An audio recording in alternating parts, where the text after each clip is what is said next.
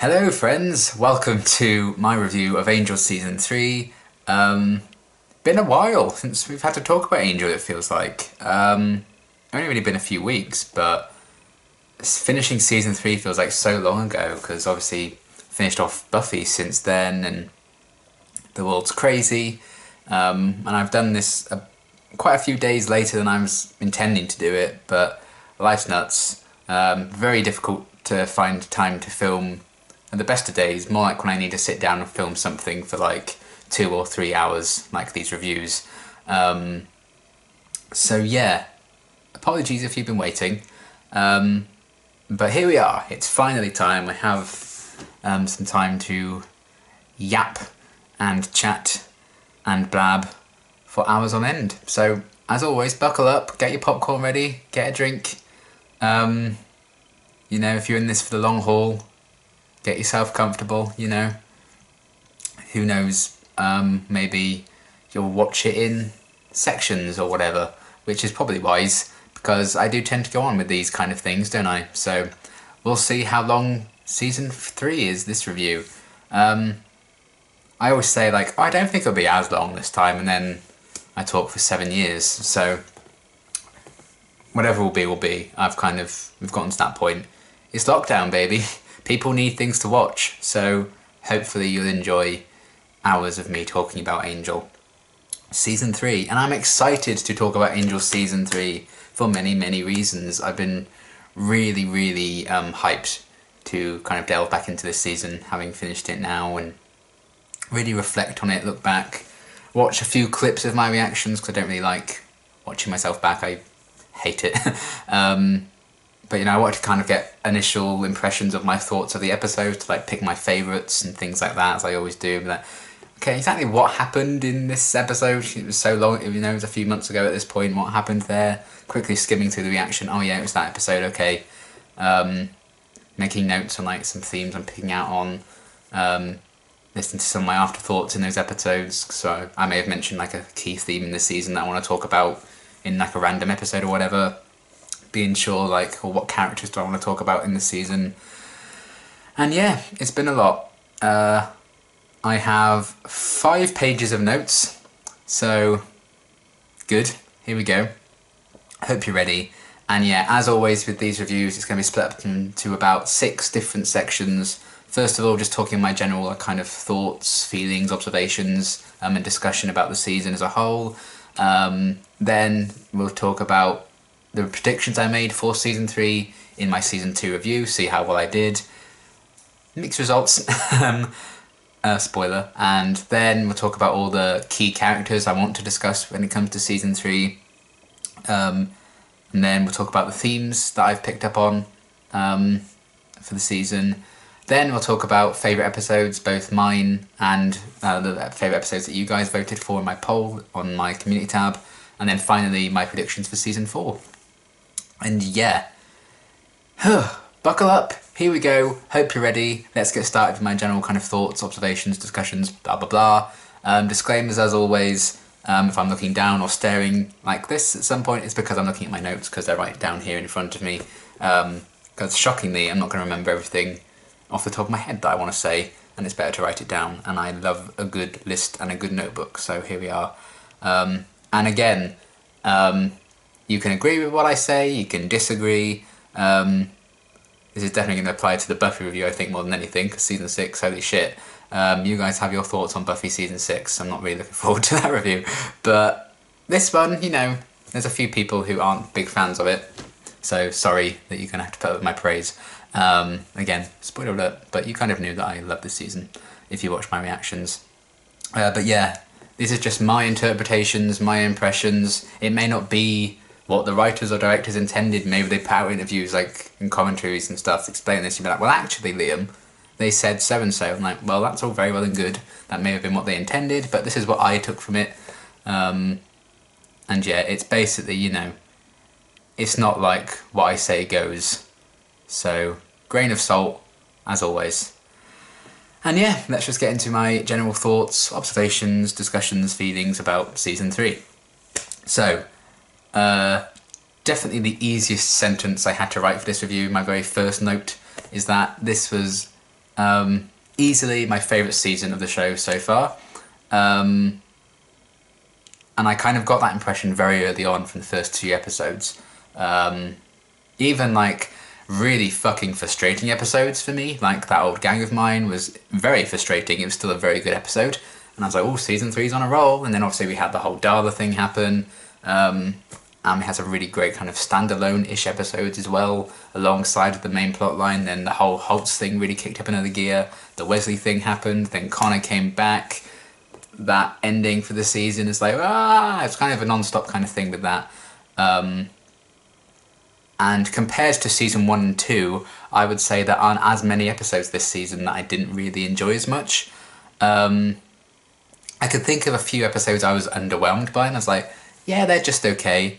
There's only one episode I kind of wouldn't rush to watch again, and I'd only really watch it again if I like, oh, I'll give you £100 to watch this episode again.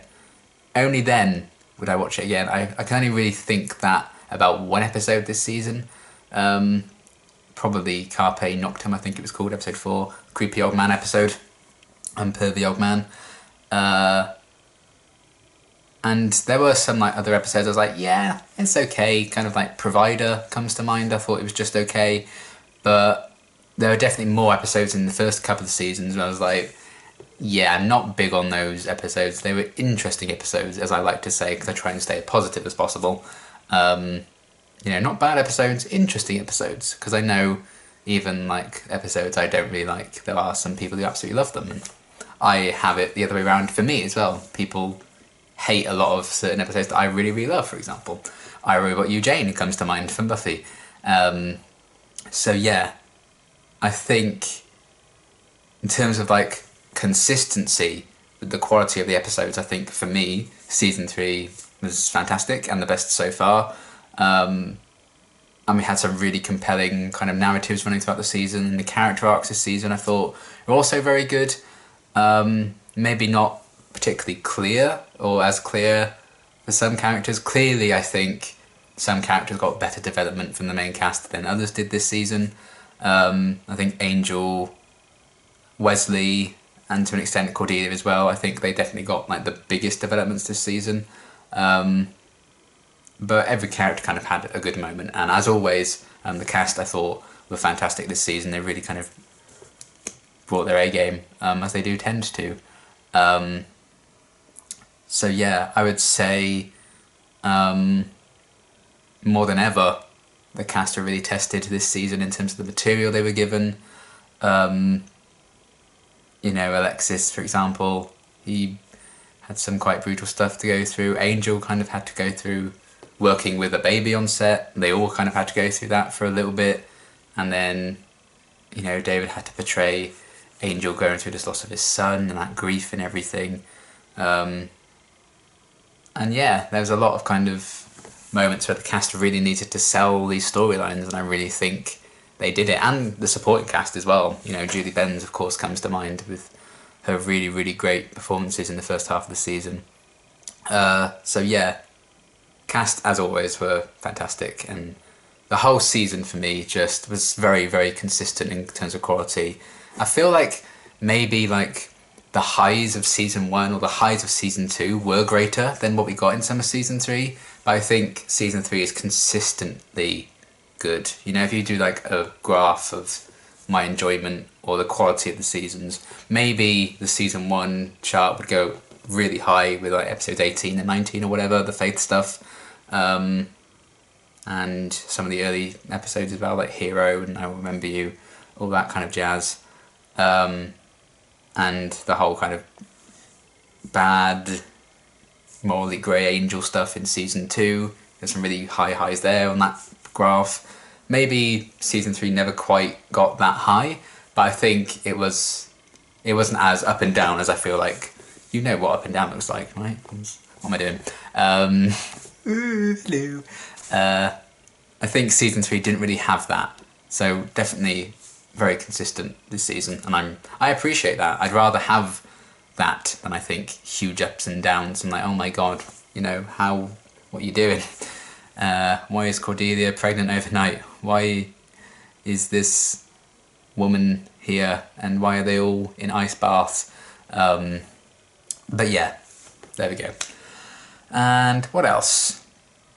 I would say the season was structured very, very well in terms of its story arcs. I feel like they all blended very well into each other.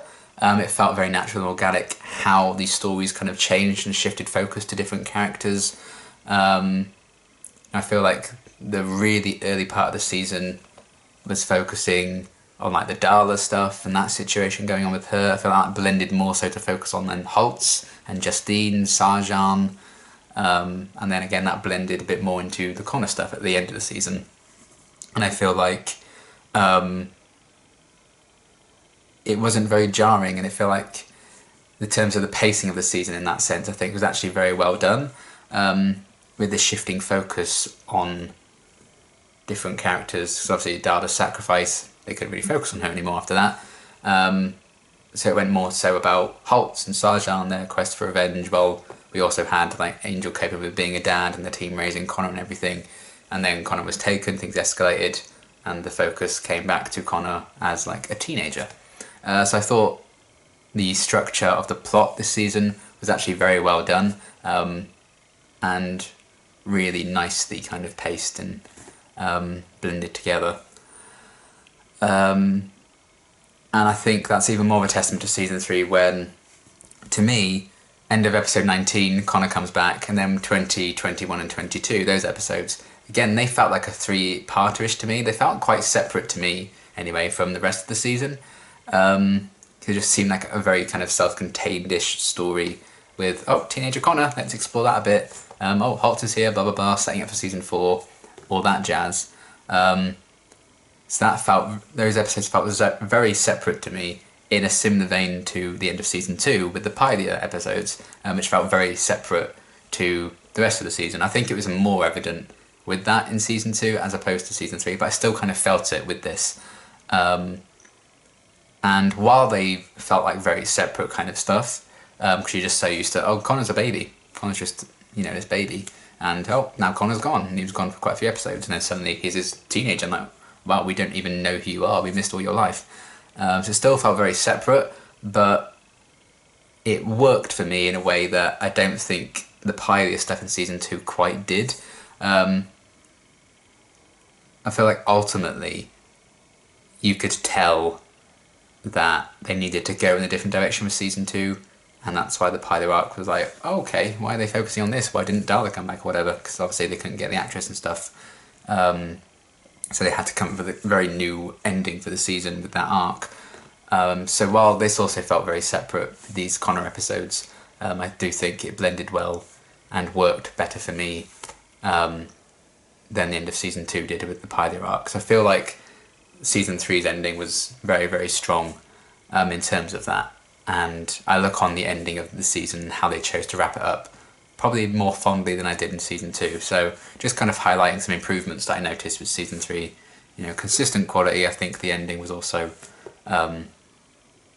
it hit home to me a bit better than season 2's ending did. Obviously, aside from Buffy dying and that bit of a willow at the end of episode 22 of season 2, but still.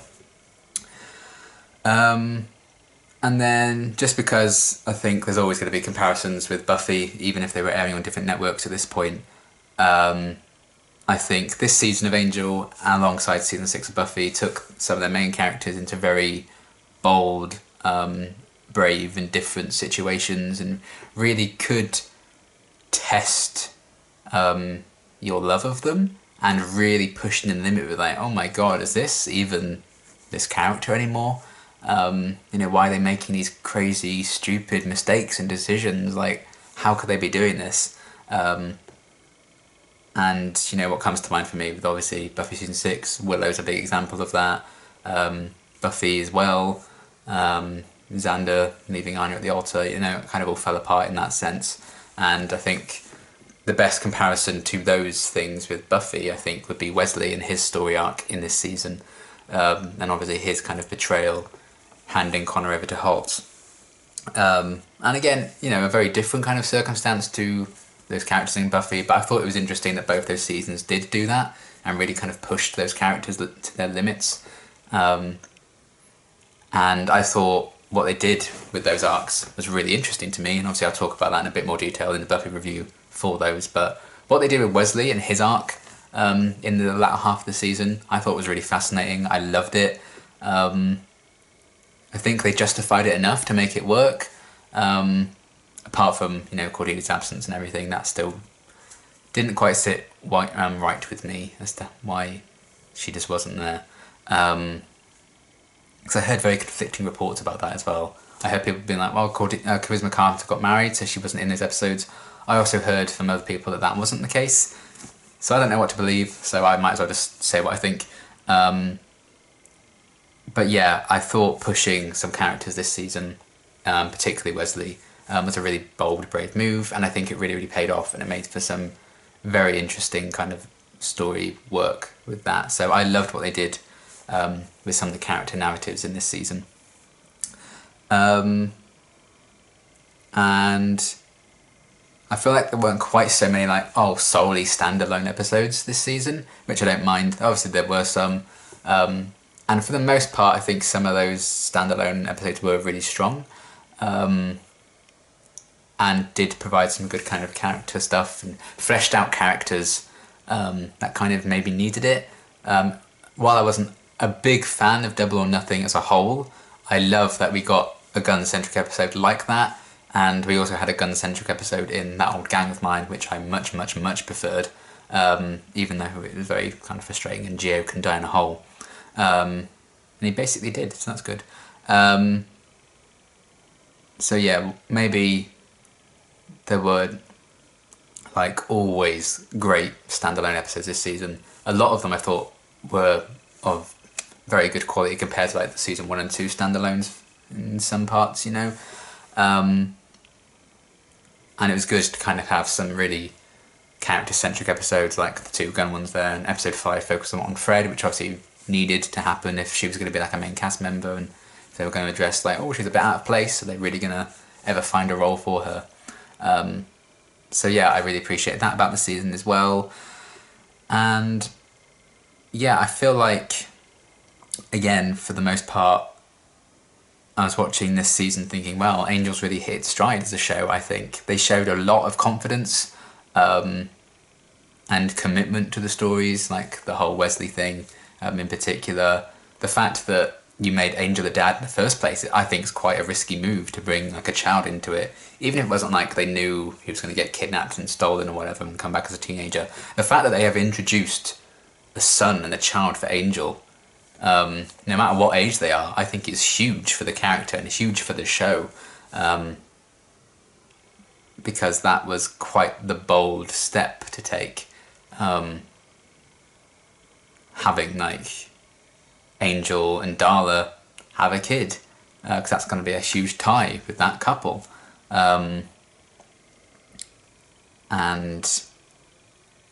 I imagine there'll be some people who aren't kind of happy with the inclusion of Angel having a son, because it is very kind of strange, I would say, but I really liked what they did with it this season. I thought it was really good stuff. So yeah, I feel like season 3 showed a lot of confidence and commitment to what they were going for, and be like, you may not like the story we're telling with this season, but we're going with it. This is what it is. Hopefully you can enjoy the ride. And I think that's very much relevant today. And the fact that this aired in like, what, 2002, 2003-ish, I think? Maybe 2001, 2002, I can't quite remember now. The fact that they kind of went there with their story and kind of really committed to it, and maybe not so much be like, we're just going to we'll give the fans exactly what they want. The fact that they didn't do that and be like, well, this is the story we have in mind for this season, take it or leave it, I think it's quite a bold approach, and I'm not quite sure they may have done that in season 3, and, you know, not really having like a huge, really significant Buffy crossover. We still kind of had a few moments, but not a lot. And again, that might come from being on different networks to Buffy now. But it really is becoming kind of its own thing, and it's not like Buffy or a character from the Buffyverse gets a mention in every single episode, you know. It's really kind of separated itself from that, and I think it kind of needed to do that at some point, otherwise what's the point of having a spin-off? So yeah, I really enjoyed that, and how they've kind of gone about telling that story and being really confident in it and just rolling with it come what may. It does speak a lot to some shows today, I would say. For better or worse, you know. Game of Thrones kind of did it. It was like, well, this is our story for our final season, take it or leave it. And I'm fine with how Game of Thrones ended, which is a very unpopular opinion. It was far from perfect. I would have done things differently, but just because it wasn't what I wanted to happen doesn't make it bad. Another kind of big cultural thing at the moment that I think is very similar to that, The Last of Us 2, the video game, no spoilers, but very controversial story decisions in that game. People were like 0 out of 10 because they did something that I didn't like in the story, but they kind of committed to it anyway, and it's like, well, at the end of the day it's a video game, maybe don't get so worked up about it. I'm not sure how I feel about that attitude and their response to that, so I think you should be passionate about like a story and characters that you love, but they really kind of went there with how they went about owning their story and not just like pandering to fans. I felt like I got that from season 3, you know, with like the Wesley stuff and everything. It's really tough to watch characters you love do things that frustrate you and disappoint you. 'Cause we've seen that happen to me before with characters I really loved in the Buffyverse. You know, Willow and Oz are a big example of that. Spike as well at the end of season 6 of Buffy.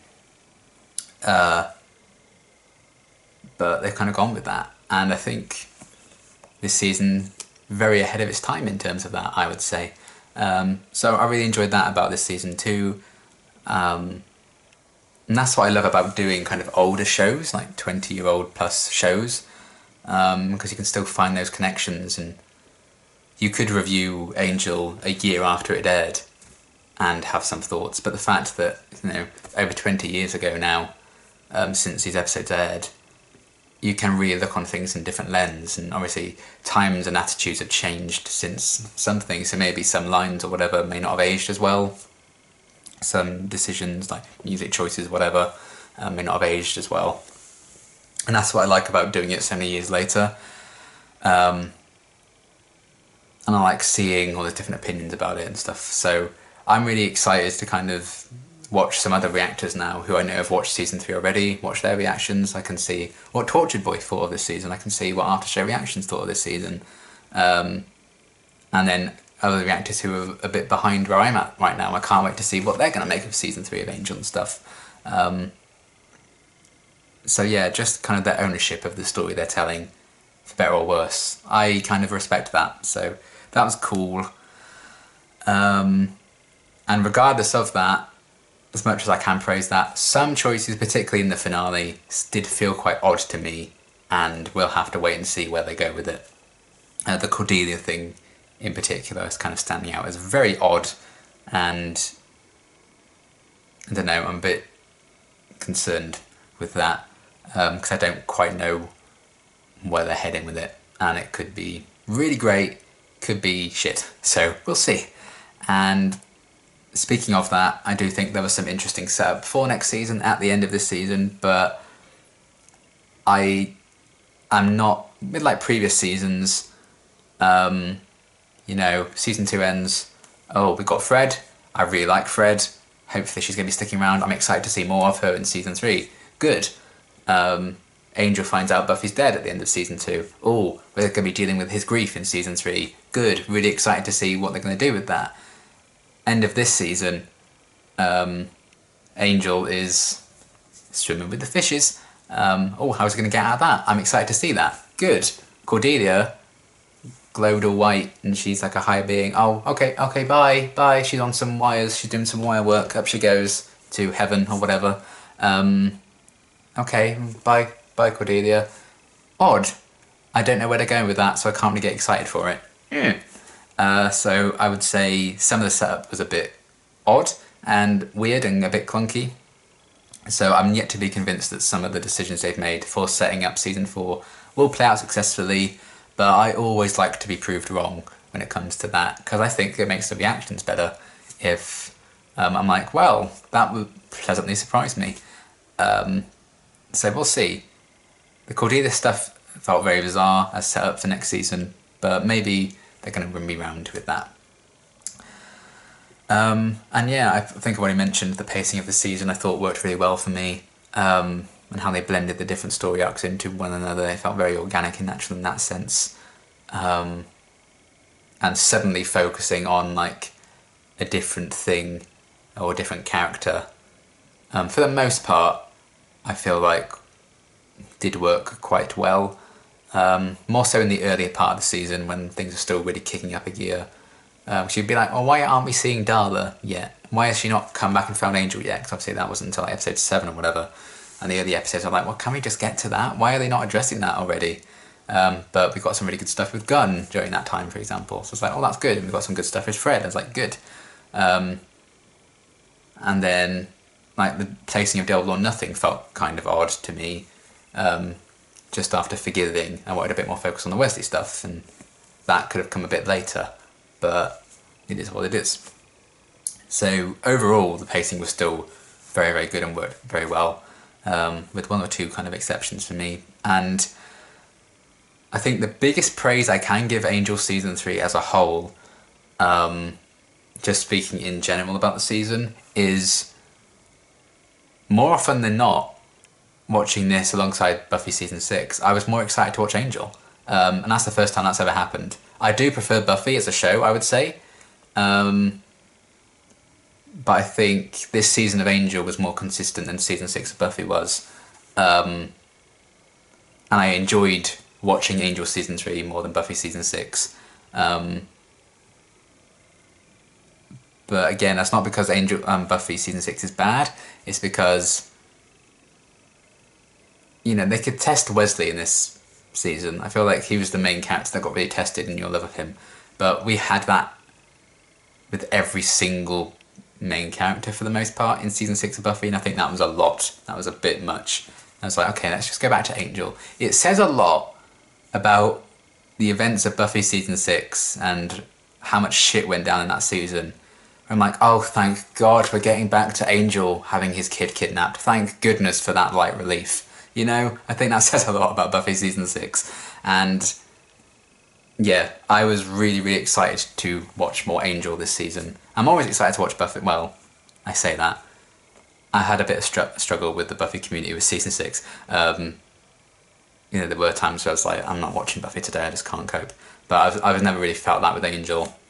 I was always really excited to get into it. And I think that's the biggest praise I can give it this season as a whole. You know, I was always equally, if not more, excited for Angel than Buffy, watching these two seasons side by side. Because yeah, my favourite season of the show so far.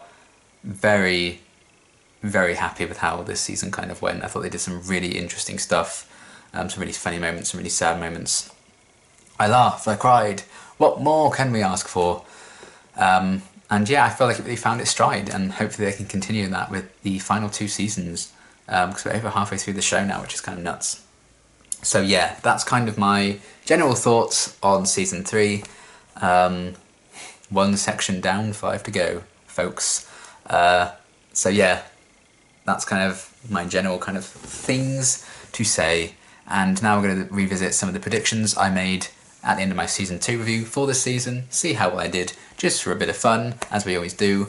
I made 5 predictions, I believe, at the end of the Season 2 review for this season. And yeah, mainly mixed results. My first prediction was that we were going to explore Angel's grief over Buffy at the start of the season. I've put like yes and no for this one because we did do that. So it is basically yes. They did kind of explore it. They didn't focus on it as much as I thought they were going to. So that's kind of why I've put yes and no. But they did do it. So that's kind of like correct. But it's not really a thing to get hyped and, you know, pat myself on the back for, that they were going to explore that, you know? So yeah, they didn't really explore it as much as I thought they were going to. But I feel like Angel shouldn't just be about, oh, what's happened on Buffy. It shouldn't really be like, oh, let's spend 5 episodes grieving for Buffy, because that's a different show, and Angel's kind of really become its own thing now. So I can understand that it didn't dominate the story. As important as Buffy is to Angel's character, it makes sense that it wasn't like Angel mourns Buffy for 6 episodes, just sat quietly in a chair, because it's not particularly entertaining. So yeah, kind of a yes and no situation with that prediction, but basically I got a tick in that box. But not really that impressive, is it? It's a pretty easy guess. And then my next prediction was that Lila was going to take center stage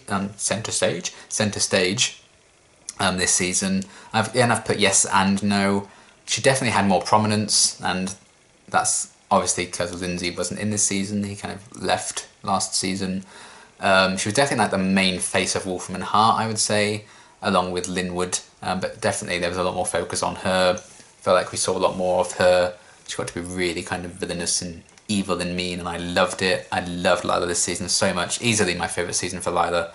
I've always kind of liked her well enough, but I feel like they really kind of, they just know that that character works now, so they just like give her anything to do and it will work, because Lila's great. So yeah, I kind of got it right in that sense. I think she got a lot more focus, and I think they're going to continue to focus on her, judging by some potential setup for next season. But I also put like yes and no, because it wasn't like she was like the main villain or whatever. You know, if she had like a Holtz level role in the main story of the season, I felt like Lila was in this season more than Holtz. Whether or not that's a good thing, I'm not quite sure. But I think Holtz's story and his story arc was much more important to the season as a whole. So that's kind of why I put yes and no for Lila taking centre stage, because it wasn't like she was the main villain or the main kind of focused on villain this season, you know. And again, in some aspects, Holtz isn't really a villain, really, so that's what makes him interesting. So yeah, that was that. And then I also said there's going to be more focus on Lorne and Fred, and also I added plus Faith, maybe. So I put yes and no for this again, just to change it up. The big part of the no is obviously Faith wasn't in this season, so what the fuck do I know? And then we did get focus on Lorne and Fred. They were around a lot. Lorne moved in with everyone. Fred got like a focused and like episode around her and her family. She's had like this love triangle with Wesley and Gunn. She did have some prominent things to do this season, but alongside that, I don't think Lorne really got an episode to really shine to himself that much. We didn't really get like a Lorne focused one. A lot of the time it was just him advising Angel for one scene, and then that was it. He was kind of background for most of the episodes. And I think Fred was in the background a lot as well this season, which is kind of a shame. So not as much focus as I was kind of expecting or hoping for those two, but we still did get some, so that's that. Then my fourth prediction was that Darla will return midway through the season. Big fat no, because by the middle of the season she was dead. So got that wrong, but again, I like to be proved wrong on that because they did some really cool stuff with her in the start of the season. It would have been crazy if they ended season 2 with that kind of scene from the end of Heartthrob with Darla pregnant. That'd have been nuts, like a crazy way to end the season. I wouldn't have predicted that she returned midway through the season if they had ended season 2 like that, so I'm kind of glad they didn't. So yeah, by midway through the season she was dead and gone, so got that wrong, but I'm kind of happy to have got that wrong because what they did with Darla this season was great. And you know, I didn't know that Holtz was going to be a big focus in season 3. I didn't know what they're going to do with Wesley, all that jazz. So there was that. Then my final prediction was that Cordelia's visions hurting her will be addressed / fixed. And I put yes for this one because they did do that quite early on as well, for the most part. That vision thing, obviously episode 2 was a big kind of focus on that. Then she ultimately became part demon, which was cool. And they sorted that problem, and now she glows every now and again when you need to get out of a pickle. She can glow. So there you go. That's that. Again, I'm not sure if I'm happy that they've addressed and fixed that. She could have just been fine with it, you know, and just has the visions. But it's an interesting obstacle for the character that they kind of did that. And the fact that the visions were ultimately hurting her in the long run and would kill her. So it was good that they did address that and fix it. And boom, problem solved, but that could be a whole can of worms that they've opened by having to solve that problem, depending on where they go with the ascending thing. So those are my predictions. Again, a pretty mixed bag. It does tend to be. There's a lot of kind of yes and no's, and then a big fat no, and a big fat yes. So perfectly balanced, as all things must be. So those are my predictions for season 3, and I did an okay job, I guess. And now, we're going to talk about the characters and get into some character studies, and this is often a big chunk of the review, so oh boy. So again, I didn't pick every single character and every single individual named character in the season to talk about, because we would be here for way too long. These are just like the ones I felt, for me, needed to kind of be discussed this season. So yeah, main cast and then some other kind of supporting characters, maybe one-off characters and stuff that I felt like had a big role in the specific episodes, or they had a big impact in season 3. So yeah, quite a few to get through. Not as many as there have been in the past, I don't think, but what do I know? Can't remember. So, makes sense only to talk about Angel himself, or Angelus, blah blah blah. And I would say, I feel like we didn't see as much Angelus this season, like flashbacks Angelus. Obviously we got a bit, because they needed the backstory for Holtz and everything, Angelus killing Holtz's family. So very early on, early half of the season, I'd say we got a lot of it. I feel like we didn't really see Angelus after that. I don't need to see that. As great as David is as Angelus, I feel like they kind of did that on purpose.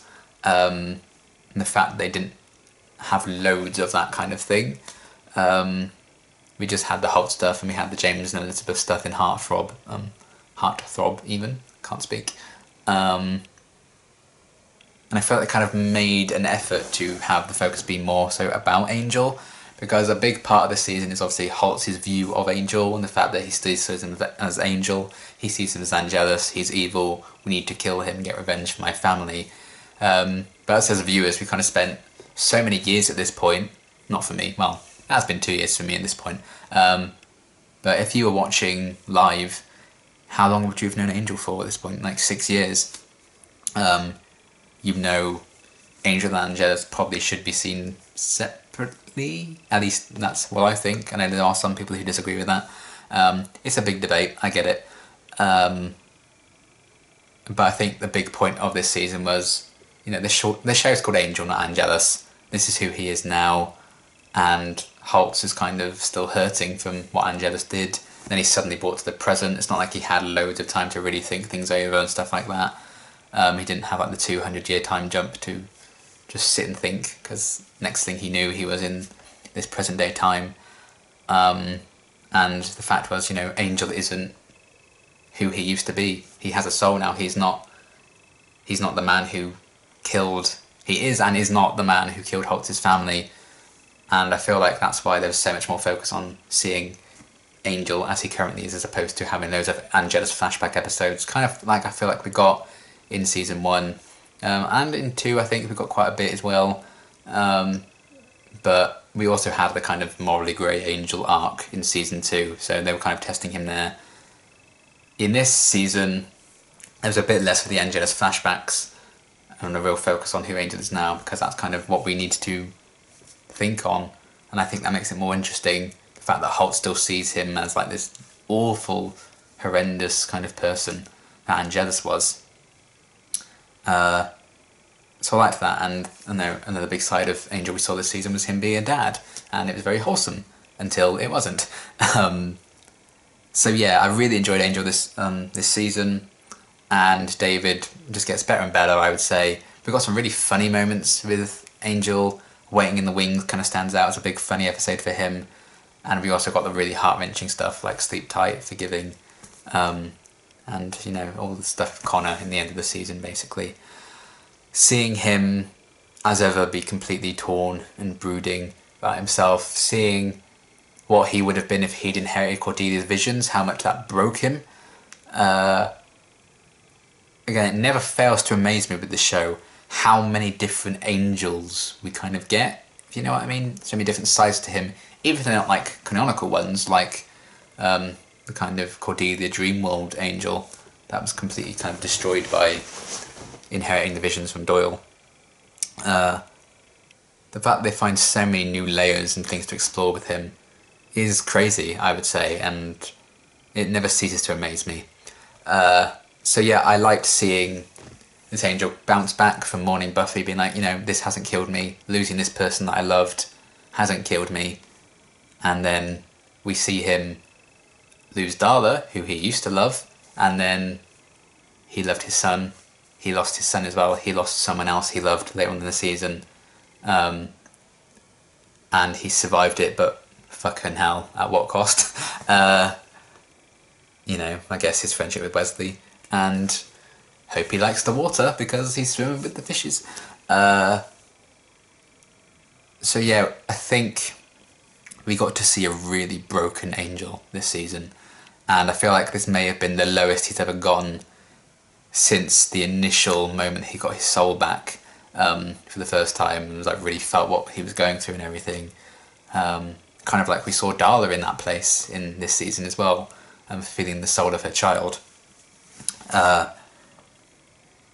So yeah, this was kind of a really broken Angel that we saw, and he's continuing that quest for redemption. He's continuing to try and be or make up for his sins. And when you have like James and Elizabeth in the premiere coming back to haunt him, then you have Holtz coming back to haunt him, Darla coming back to haunt him, even his kind of present day mistakes, like sleeping with Darla, have kind of come back to haunt him in a crazy way. But it also provided them this huge moment of happiness, not too much obviously because he didn't turn evil, with a son.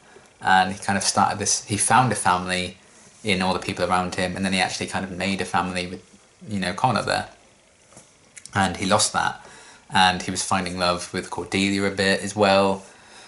And just so quickly it kept being these obstacles placed in front of him, and I think anyone would hit a breaking point with that. And I think we saw that with Angel this season. I thought that was a really fascinating journey for him, and I think it's a testament to him and how much he's gone through and how much pain he's had to endure, that when like Connor and everything were nailing him into that glass coffin-y thing to throw him in the sea, he was like, I forgive you, I still love you, because he kind of knew he couldn't blame Connor for it. Even after everything he's gone through, how much he's been beaten down and broken, how much he's kind of lost and had to endure this season, every single obstacle that's kind of been put in his way this season, he's still taking that moment to be kind to Connor, because in the long run, if Connor should ever realise the truth and that he shouldn't have done that to Angel, that probably would destroy him, and he doesn't want that for his son. So I love that they're really highlighting that Angel, he never forgets to be kind, I think. Of course he has his moments where he breaks, he snaps at Holtz, he snaps at Wesley, but if he can see where someone's been led astray, or he feels like someone is genuinely a good person, he will go out of his way to make sure that they're okay, and try and help them in any way he can, help the helpless, basically. But alongside that, himself is a very broken man, and even more so now. So he sunk lower than ever, quite literally at the end of the season, but that's also kind of a reflection of the fact that he sunk lower than ever when he lost his son, and he hasn't sunk that low since he initially lost his soul the first time, I would say. So yeah, really enjoyed seeing these different layers to Angel again this season. Him seemingly kind of stepping up again after everything with Wesley went down. He kind of took control of Angel's investigations again. Seeing him just kind of fall back into that natural thing. See him attempt to maybe find love again with Cordelia was nice, and the fact that we started the season with him having lost someone he really, really loved. Seeing him gain a few people that he loved this season, and then to lose them again. He doesn't even know that Cordelia's kind of ascended, so he's kind of lost her in a way as well. And he lost her to Gru, waiting in the wings onwards for a bit. I really enjoyed that kind of story for loss that Angel had, and the fact that he was take it on the chin because he knows he wronged Holtz's family in the past. He knows his actions as Angelus are always going to come back to haunt him again and again, because he did so many abhorrent things, and we probably don't even know half the awful shit that Angelus did. There's still so much they could explore with that. But yeah, I really loved the focus on him, as it should when it's his own show, and the kind of stories they've done. Again, really testing him, you know. I imagine there are a lot of people who are not fucking happy with him for trying to kill Wesley, saying, oh, I'll never forgive you for this. Again, I can see both sides of that, because it's a very complicated situation. And yeah, he'd want forgiveness from, like, when he killed Jenny and everything. He'd want forgiveness from Giles, etc., for all those things, the terrible things he did. But I think even if people didn't forgive him, if Giles never forgave him for killing Jenny and stuff, I think he would accept that. And it's just not the same kind of situation when it's his son that's been taken from him. And I think he's well within his right to, like, not forgive people, just as everyone else is not well within their right to not forgive him for his actions. I don't think Angel's just not allowed to, you know, not accept forgiveness for himself, you know. And yeah, I'm really intrigued to see where they can go next with Angel. I imagine a lot of it is going to be focusing on, ironically, trying to save his son's soul, I would say. But yeah, seeing him being like a wholesome dad and stuff, and accidentally playing into Wesley's doubts with the whole prophecy and things. He was like making jokes about Connor, which did feel to me a bit out of character for him to make those kind of jokes, just to kind of force that storyline a bit, which again, along that and Cordelia's absence, I think was the only thing I wasn't that huge on with the whole Wesley kidnapping Connor story. That felt a bit forced, but we saw more layers of Angel this season and we saw him really be broken. Beyond repair, I don't know. We'll have to wait and see. Hopefully season 4 can be him kind of building himself back up again. But that's going to depend on what they have in store next season. We shall see. He still has a nice support network around him, even if Cordelia and Wesley are kind of gone at the moment. Hopefully Fred and Gunn can track him down under the ocean. Maybe they have a really big magnet and they just lift him out of the ocean. That'd be fun. And yeah, that's kind of what I want to say about Angel this season. I've really, really enjoyed him. David, I think, continues to be improving by the episode. Really funny moments, some heartbreaking moments. You know, when he lost Connor at the end of Sleep Tight, that was so, so sad. And then him kind of losing it at Wesley, trying to kill him. Oh boy, a lot. But it's a story of a broken man be broken already. Even when we first met Angel in Buffy Season 1, he was already a broken man. And the shit he's gone through since then, and particularly in this season, I think is one of his lowest moments yet. But the season started with him bouncing back from losing Buffy. Hopefully he can bounce back from everything else that happened to him since then as well. We shall see. But Angel was fantastic this season. Loved David's performance as always. I enjoyed where they were kind of going for maybe not showing as much Angelus stuff, just kind of like talking about him, and his actions kind of spoke louder than just seeing it all happen, you know. I enjoyed that because it keeps the debate a bit better if you don't actually see Angelus doing all these awful things consistently throughout the season. If you're really just focusing on Angel, I think that kind of helps. Because at the end of the day, maybe you're potentially doing something wrong if you have the viewers just completely 110 million% on Holtz's side. I think that's probably doing a bit of a disservice. If you can't have people at least understand the point of view of your main character, you are probably doing something a bit wrong. So I think they kind of made a sensible decision with that, whether they meant to or not. You know, I don't know if it was intentional. That's kind of how I read it. So yeah, Angel was fantastic this season. Really loved him. And now I'm going to take a break to sip some orange juice. So time for a break, everyone. Have a bite of your burger or some popcorn, whatever you're eating / drinking, blah blah blah. Because my god, I can talk, can't I? For a very shy person, I can bloody talk. So, who should we talk about next? Let's talk about lovely, lovely Cordelia, shall we? I would say so, because I can talk about Cordelia for a while. Really enjoyed her this season, of course. I particularly loved the celebration of her character, I feel like this season was. It really did firmly place her as the heart I would say, of Angel. A big example of that is obviously Birthday, and how things could have been if she'd gotten the Hollywood life she wanted, didn't inherit the visions and everything. The fact that, you know, how awful things would have been if she hadn't made all these selfless decisions now, and the fact that she continued to have those visions burden her, even when she saw what her life could have been. That episode was a real celebration of her character. She's very much, I think, the heart of Angel the show, and with this season, the heart of Angel himself as a character, I would say, which I really enjoyed. And the fact that it all went to shit when she went away with Gru, that all went down, and it would have been so different had she been around. I think that's another kind of element of showing how fundamentally important Cordelia is in this group dynamic right now. And the fact that she's kind of a higher being now, I think, is very telling of how much she's grown.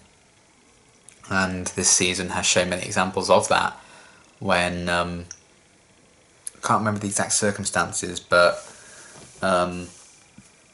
they were examining some kind of, I don't know what it was, something quite like shiny or expensive looking, whatever, and Cordelia was like, "Oh, that's gorgeous," but she was actually referring to like piece of equipment next to it on the table or something.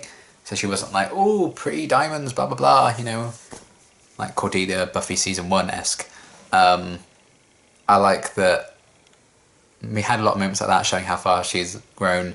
We also didn't have moments like that when she just got back with Gru, and I felt that was a very basic level relationship with those two, and it was very physical. That was kind of all was driven by it. And again, I don't think she'd really been aware of her feelings for Angel at that time when Gru came back into her life, so I can understand why she'd just want to run for that. But it's like, "Oh, you need to help me have sex with him." I'm like, I feel like Cordelia kind of a bit moved past that a bit more, and the fact that she didn't regard Wesley at all when she came back and heard what happened. I feel like she would have at least gone to see him, even if it was to tell him to fuck off. And I'm kind of mad that they didn't do that. I feel like that was a bit out of character as well. And yeah, the whole ending with her like ascending and where they're going with it, I don't know, so I'm a bit kind of unsure of that. But Cordelia herself, she's grown so much. I think season 3 really celebrated that a lot. And you know, she seemed to have a really nice relationship with Connor going. She had a nice relationship with Angel going, and she's kind of slowly opening up to her feelings about him as well. She was a great kind of beacon of support for Angel when that all went down, which I really enjoyed. You know, he was kind of her priority, as she said. But she's also very, very capable in solving some mysteries. Maybe more so a Deus Ex Machina in like the Pryce, for example, when she just glowed and to calm Connor down with her new powers. She's very OP. But she deserves to be a princess and have badass powers because she's awesome. So I really like that. I think this season explored how vital she is and how much of the heart of the show she is, because without her things went horribly, horribly wrong, and she can be there for people. You know, she tried to comfort Wesley with the whole like Fred situation. She seemed to be more interested in Gunn. She was kind of there trying to comfort him. Then after everything with Wesley went down, with Holtz and stuff, she was kind of very much pushing Fred and Gunn together and kind of supporting that. And she's like, "Oh, you know, I was wrong to want Fred to be with Wesley." So she has shown to be, for the most part, a very kind of selfless person, so far away from the Cordelia we first met in Buffy season 1, but also so still recognisable as Cordelia. She still has like some moments where you're like, yeah, that's very Cordelia-esque. And while I don't know how I'm going to feel about where they're going with her storyline next as a character, nonetheless, I absolutely adore her. She's come so far. Season 3 really celebrated that. And yeah, she's very much the heart, I think, of this little group of people and of the show itself. And that's something this season did great with in terms of her character. And she had some really funny moments. She had some really kind of lovely, sweet moments supporting Angel through it. And just you know, just being there for him, even if she wasn't like actively trying to press a conversation out of him. She was like, just know that I'm here. I think she's a real comfort to Angel when he needed it the most, and I think she's a comfort to a lot of people, which I really enjoy. The fact that you can say those things about Cordelia Chase when we saw where she came from, I think is kind of astonishing, and a lot of that is down to obviously the writing of Cordelia and Charisma's charisma. Charisma's really great performances as well. Cordelia's hairstyles, not so sure on this season, I won't lie. But she can have her hair however the fuck she wants. I can't really say, oh, you should have your hair like this, because that would make me an arsehole. So I'm not going to do that. And yeah, Cordelia is wonderful, fantastic, love her, the heart and soul of Angel, I would say. Both the show and the character. So can't wait to see where they're going to go with it next. A bit nervous about where they're going to go with her, but I've really loved that this season really showed how integral she is to this team as it is right now. She's kind of the glue that's holding it all together. It all goes to shit when she's away. And while there were a few kind of odd, maybe slightly out of characterish moments for me anyway, I felt that this season, she is consistently joyous. And when she came back, I think it was episode 18, when she came back, you know, I was like, oh, thank God Cordelia's back. Everything's normal again. Everything is right again. The world kind of returns to its normal position on the axis and continues to turn where it slightly stopped when she was away. And I think that speaks volumes about how integral this character's become on the show. I really like seeing that, because there was a time in Buffy season 3 when I was like, she's just in like one scene an episode, that's it, because she was kind of out of the main group after she broke up with Xander. So the fact that she's found such an integral place on Angel, it's really nice to see. I just really love that for her. And the fact that she's become so selfless for the most part is some amazing, amazing development. So love, love, love, love, love her so, so much. So yeah, cheers to Cordelia. And then next we shall talk about Mr. Wyndam-Pryce. Holy shit. Where do we begin with Wesley? Very, very complicated character. And I do feel for him. I really feel for the guy, because I probably would have fallen for the prophecy thing as well. You know, Wesley's kind of all about doing the research, reading the books. That was kind of what he brought to the table. And I think he really focuses on that, because he was very much in Doyle's shadow when Doyle died. You know, Angel accidentally called him Doyle. I think that really kind of made him a bit insecure about, do I really have a place here? Then he finally got a proper job there and everything, and he started to find a place. He was like, I can be the guy who has all the knowledge and reads all the books and gets all the data right and everything. That's what I bring to it. So I think he really became focused on that. He was like, I don't want Angel just accidentally call me Doyle ever again. You know, I want to feel like I am part of something. Then he became, you know, the leader of Angel Investigations. And he suddenly had this really important role. And there are moments again where he's very insecure about that, because I think he's his own worst enemy. And that was his downfall again this season, I would say. Because he has so much respect for his textbooks and the written word and everything. He kind of had to take it as gospel at points when he read that prophecy. And he kind of respected it a bit too hard, I suppose. And that ended up being a big downfall for his character this season, in terms of, you know, taking Connor away and giving him to Holtz. But I can really understand why he did that, because it's just his own insecurity, I think, really played a part in that decision. You know, he very much doubted it at first, but then, you know, he continued to research it, tried to disprove it, and he was like, this is happening, and he acted on it. And I think he does regret it, crazily.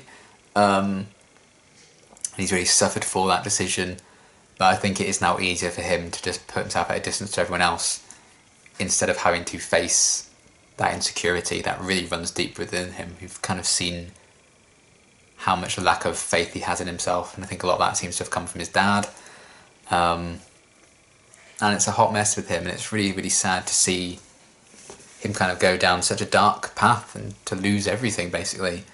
Wesley has also become a very broken man this season. You know, he wanted to be with Fred, she wanted to be with Gunn. He kind of lost that, and then he lost everyone else. And it says a lot about how bad you've fallen when Lila from Wolfman Heart is your best friend.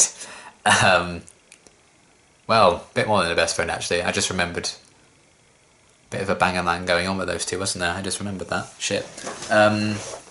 So yeah, it was really great story for him, I would say, to see him so tested this season. And it all comes from, I think, a really deep-rooted insecurity, which I really relate to with Wesley. And, you know, the fact that he was so hapless and stuff when we first met him, and he's first reintroduced an Angel, he was very much inclined that way. And he's gone down such a dark kind of area and a different path. But it still felt very believable to me, and I think it's a fascinating story. I think he's had probably the most interesting arc for me this season. I've really, really liked that they tested him in such a way, and I hope he doesn't become too much of the outcast on the team who then only has like one scene an episode, which did actually happen a bit after this all went down in Forgiving and stuff.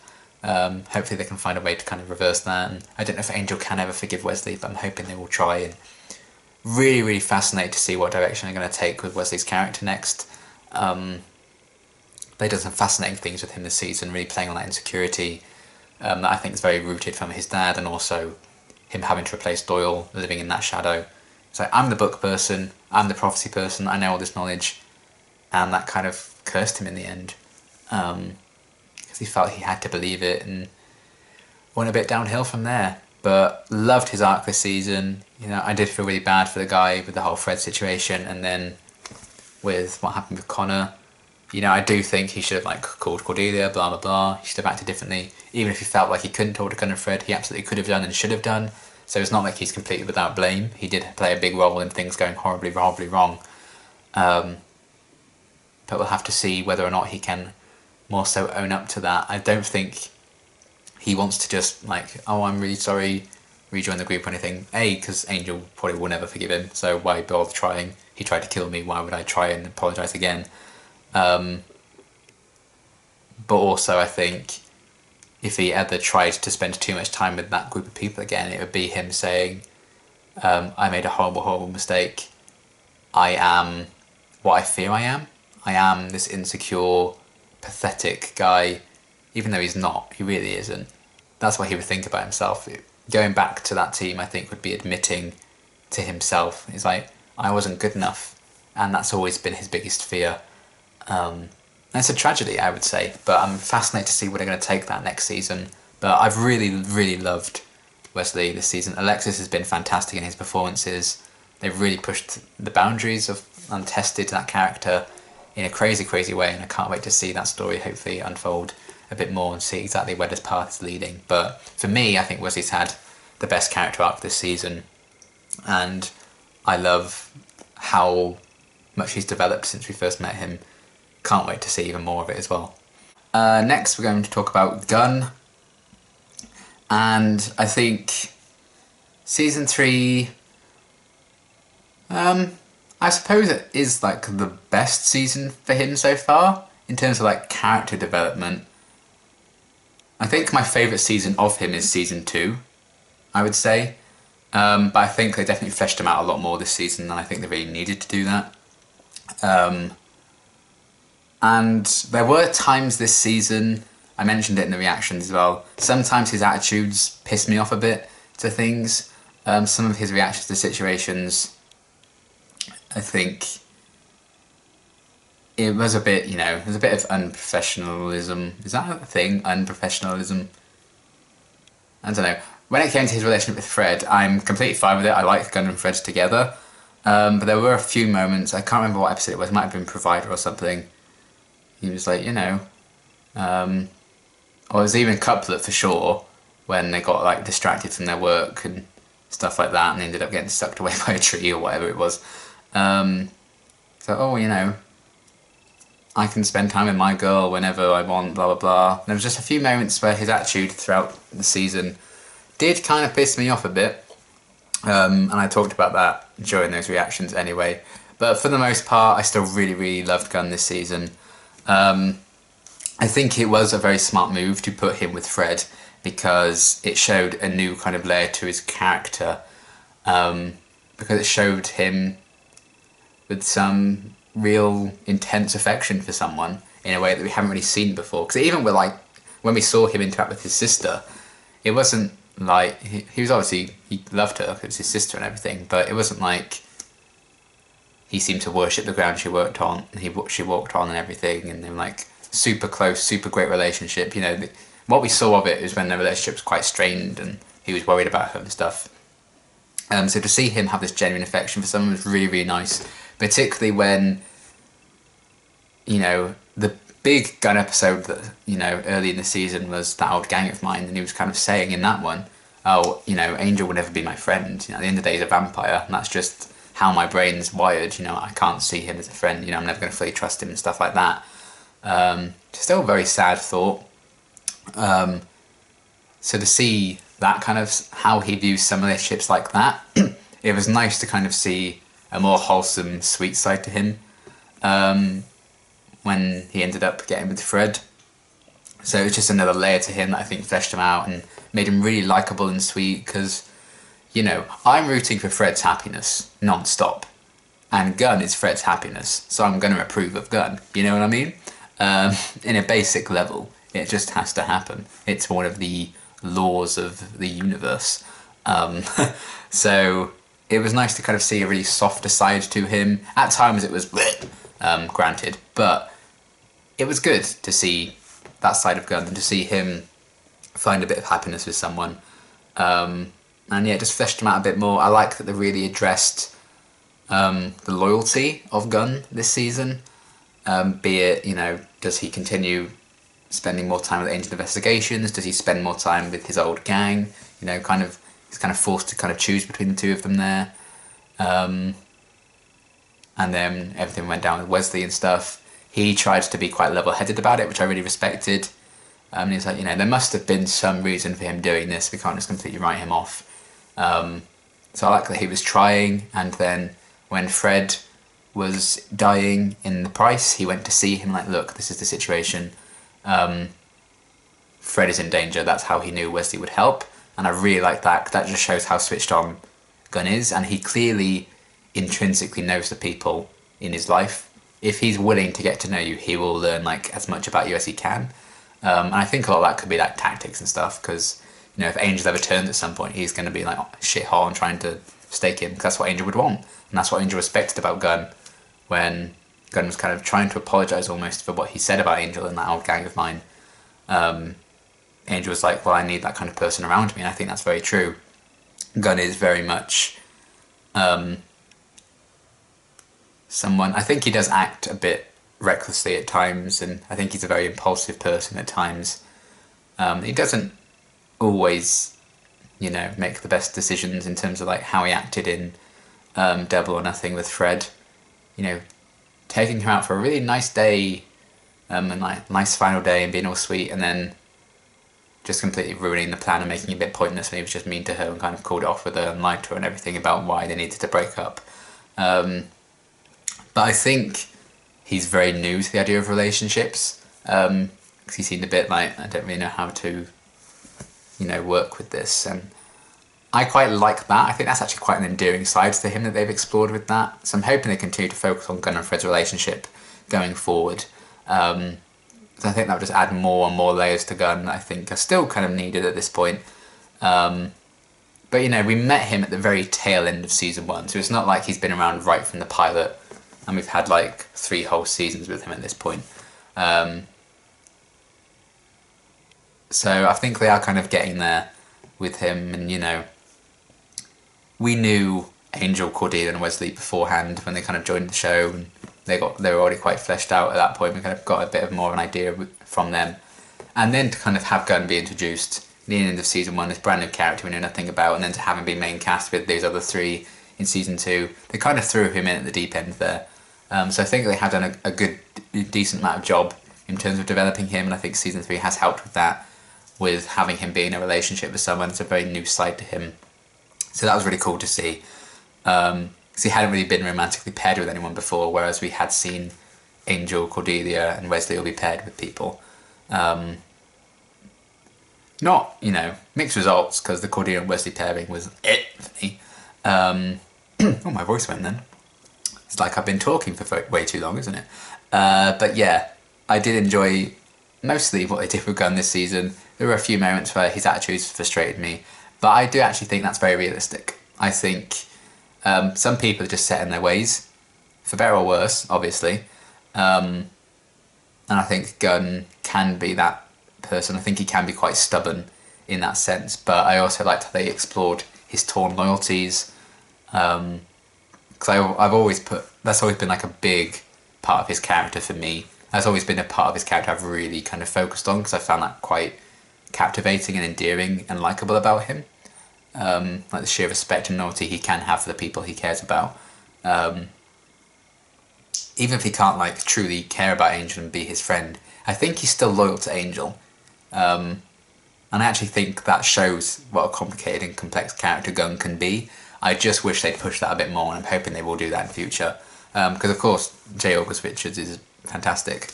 Everything I've seen him in, he's been great, and this is no exception. So I'm hoping they can really continue to develop his character. Because anything they can try and do with Gunn, I think, you know, J. August Richards can step up to the mark, because he's that caliber of an actor. And I think this season, the most successful stuff they did with Gunn was give him a kind of a softer side. Well, give him a softer side and kind of flesh out a bit of backstory for him. So we saw him kind of get quite lovey-dovey with Fred, which I think was a new layer that was cool to see. Him getting really invested in theatre, in Waiting in the Wings, and really enjoying the opera. I thought that was really, really endearing and really funny. So showing that softer side to Gunn, I think everyone has that softer side. So the fact that Gunn isn't just, you know, I'm just a straight talking muscle guy. I'm glad he, you know, it's not just that's all he was. You know, I'm a demon hunter, that's what I do. He's a much more fleshed out human now, and I really like that. And they did some very endearing stuff with him this season in terms of that, giving him a softer side, which I really enjoyed.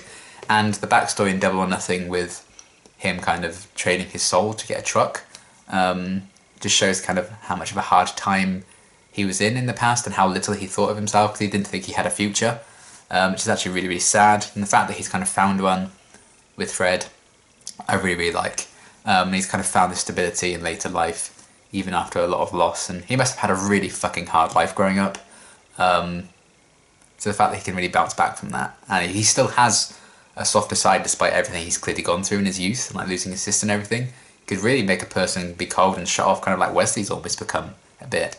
But deep down, he's a very loyal, passionate, caring person, and I'm glad that season 3 really explored that a bit more. And yeah, his stubbornness can rub me the wrong way at times, but for better or worse, it's also very, very realistic.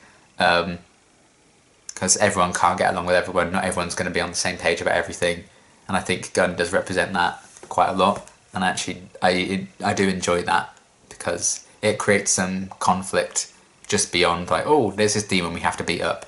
Gunn can provide a very personal conflict to some characters in the show, while also being very likeable, which I do think a lot is due to the performance more so than the writing.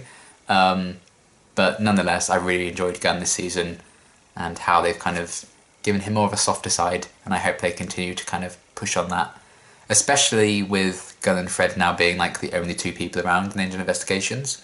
It's called Delia's gone up there, Angel's gone down there, Wesley's banging Lila. So who would you rather be? Tag yourself.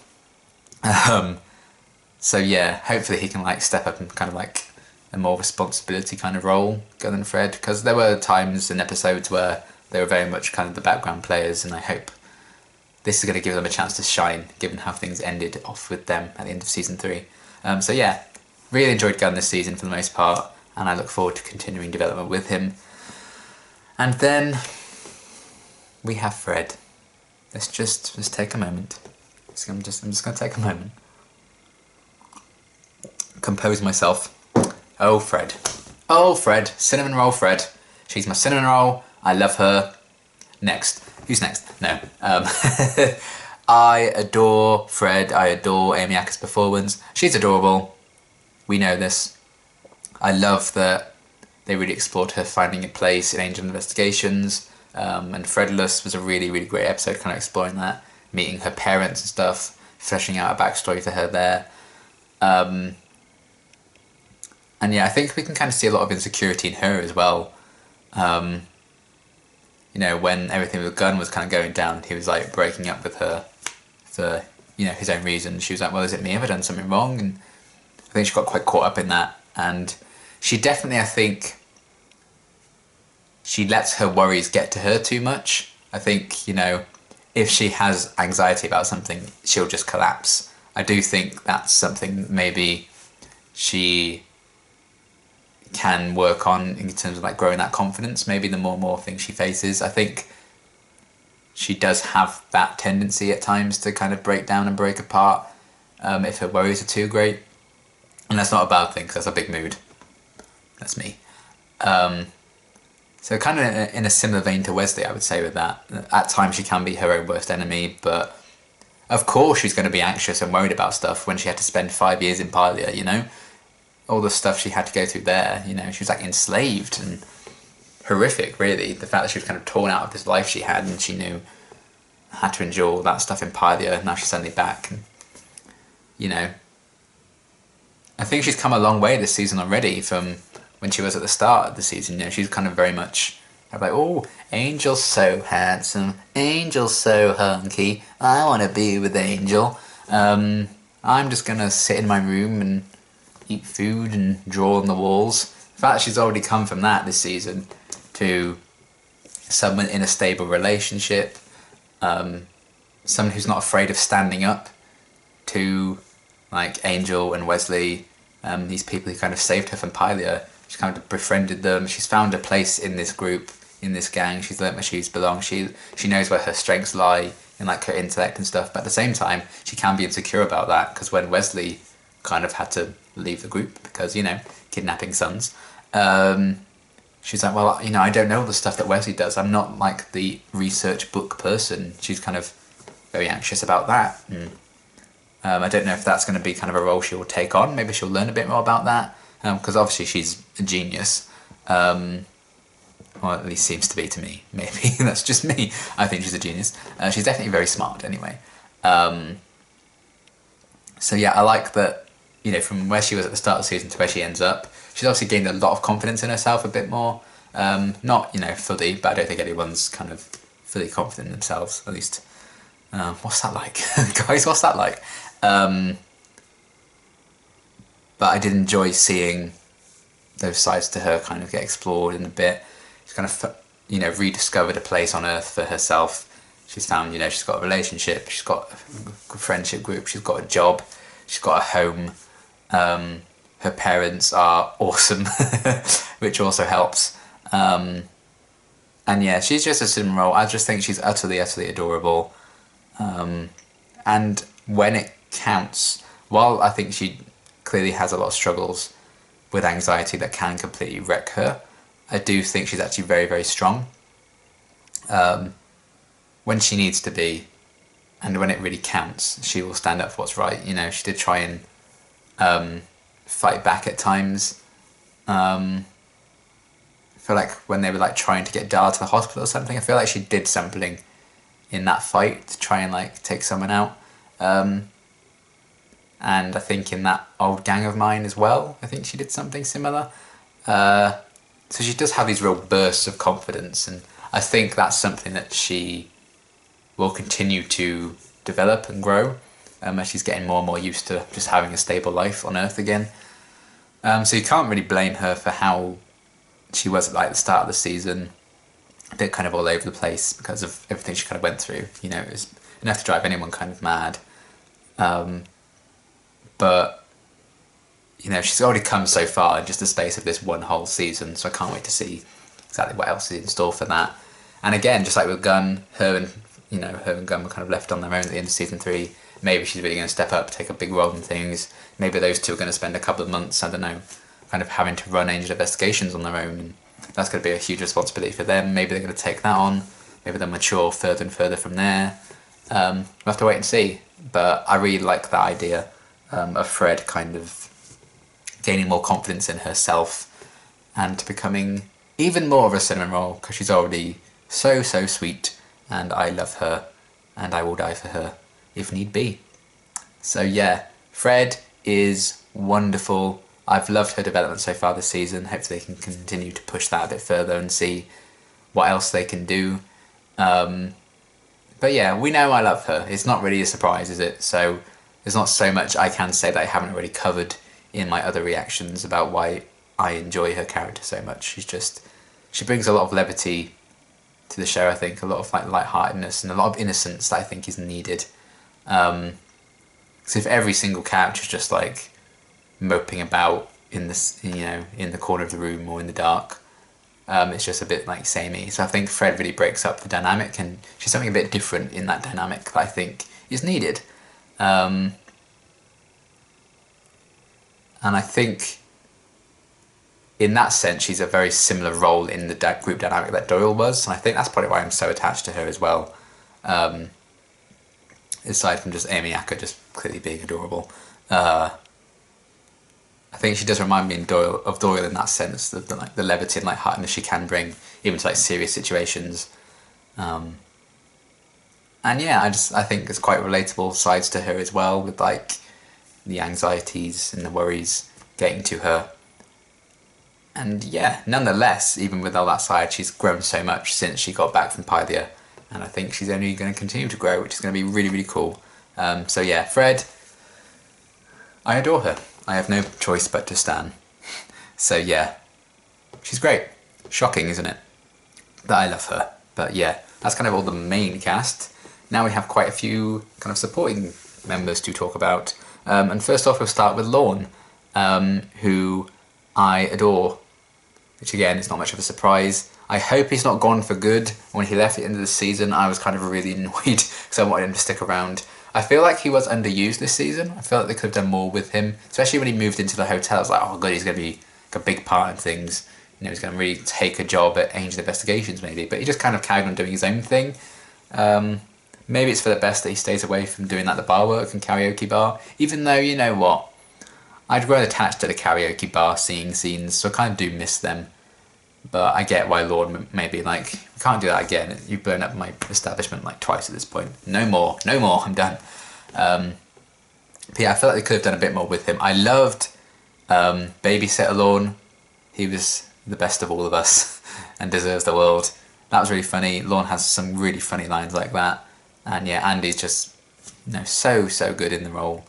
So sad whenever I think of Andy Hallett. It's just sucks that he's no longer with us. But yeah, I do think aside from that, which I love, Babysitter Lorne, and whenever he like makes people like knocks people out by singing like really loud and high pitched, I love that. It's like my favourite thing in the world. I think it's hilarious. Like being there for Angel, kind of providing advice for him, comfort for him when he needs it, reading people. He was the centre of one of my favourite scenes of the season and of the show, when Wesley was humming to Connor and Lorne picked up on it. Easily one of my favourite moments in the Buffyverse. Holy shit, that scene was so intense. So well done as well. I love that scene so much. So he's kind of the centre of that and big moments like that. But for the most part, I think he was there to like have a funny line about, oh, isn't my life crazy? Look, these are the things I've done in my past, these crazy things. Make a joke about being green. It's not that easy being green. Provide some support for Angel at times, reminding Angel yet again, like, you're into Cordelia and Cordelia loves you, just get it on, which is a big mood, Lorne, I love you for that. But outside of that, I do feel like he was a bit underused in some aspects of things. I think he could have had bigger roles in episodes. I would have loved a real Lorne-centric one. I feel like we didn't really get that this season. And if he's gone for good, I'm kind of sad. Hopefully we will see him pop up again. But we'll have to wait and see. If he is gone for good, I still really enjoyed the character. But I hope that's not it. I feel like there's more they can squeeze out of him if they just gave him the screen time and the time of day to really shine. So I think there are a lot of layers to Lorne that we haven't really unpacked yet. There's definitely a lot of history to that character. I think a lot of that comes from Andy's performance. You just feel like it's such a lived-in character, even though we've like barely seen a lot of him, if that makes sense. You can just tell he's had one hell of a life, and I'd love to kind of learn more about it, and I hope we do. But wait and see, I guess. But Lorne is fantastic. Just wish we kind of seen him a bit more this season, but he did provide some really great laughs. Babysit Lorne was everything in particular. Love his interactions and what he brings to the group dynamic in a similar way to Fred. I think he's a really light-hearted kind of guy. And a constant kind of sense of warmth. I feel like that's something Lorne always did bring to the season, was warmth. I was never bored to see Lorne on screen. I was always happy whenever he showed up. I was like, oh, thank God, you know, everything's going to be okay, Lorne's here. No matter what was going on, as long as Lorne was there somewhere. You know, I think he's just one of those characters you just love to watch, and I think he has a good scene no matter who you pair him with. He's one of those characters. And yeah, I really, really enjoyed seeing that from him. And I hope we will see him again, but we'll have to wait and see. So yeah, Lorne, fantastic, loved him this season. Just wish they did a bit more with him. Then Darla. Oh boy. Julie was fantastic in these like first half of the season. The twist was crazy enough as it was when she was first reintroduced, and the pregnancy twist was kind of nuts. Then we kind of saw a bit of her like trying to work out exactly how this happened to her, but it wasn't really till episode 7 where things really kicked in, when she kind of reunited with everyone and revealed to Angel that she was pregnant. And yeah, they did some really interesting stuff with that. When she was kind of feeling the baby's soul and stuff, and that was kind of affecting her and changing her, like she's gotten a soul again. It did, I think it was a nice kind of echo back to, it reminded me a lot of Darla in season 2 in, I think it was the trial, just before Darla comes in and like turns her to a vampire again. When she's like opening up to Angel there and the chat they're having. She reminded me a bit of that kind of Darla, like, oh, like she could kind of be saved here. And that's obviously because Darla kind of has a soul. Or got one from her child at least. And just what she was going through there, being like, when this baby's born, I'm going to want to kill it. But right now I love this kid and I would, you know, I'd do anything for it. When this child's born, I'm going to hate it, I'm going to want to kill it. Her just weighing up that, and that completely kind of tearing her apart inside, was a really, really interesting idea. And I liked her kind of trying to navigate that. And obviously her ultimate sacrifice was just kind of crazy. Really emotional, actually, that final moment. And I like that she spent her final moment an act of self-sacrifice for the child. She died loving that child, because she didn't have to give birth to it, so she didn't like stop loving it, because it's not like the soul kind of left her. I really like that, and I think that's kind of why she did it there and then, to ensure that this baby was born. You know, one of the last things she was saying was, you know, the baby was the best thing her and Angel ever did together. The only good thing they ever did, which is really nice. And I think that's kind of Darla's way of saying, without having to put in so much like lovey-dovey words or, you know, whatever. She's kind of, that was her way of telling Angel how much she meant, you know, he meant to her. And that's something good did come from all the horrendous acts they performed together way back when. So to see a different side of Darla very briefly, with like potential of her feeling the soul of her child and that affecting her, her struggling with hating it / loving it, and sacrificing herself to ensure that it was born. I think it's a really beautiful end for her character. So I don't know what else they could really do with her. It would have been cool to see her be like a mum, I would say, or to see her like actually try and kill the kid would have been kind of an interesting storyline. But I'm actually quite glad they didn't go down that route. As much as I don't like just want to wish Darla dead, because she is an interesting character. And again, just seeing how she ended up, considering, you know, how she was in like Buffy season 1, and that she was the first vampire we ever saw in the Buffyverse. So it was kind of a big deal, you know, this big sacrifice for her, this big exit for her.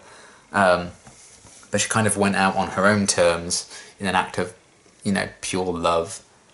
in a way she probably had never really experienced and acted out of before.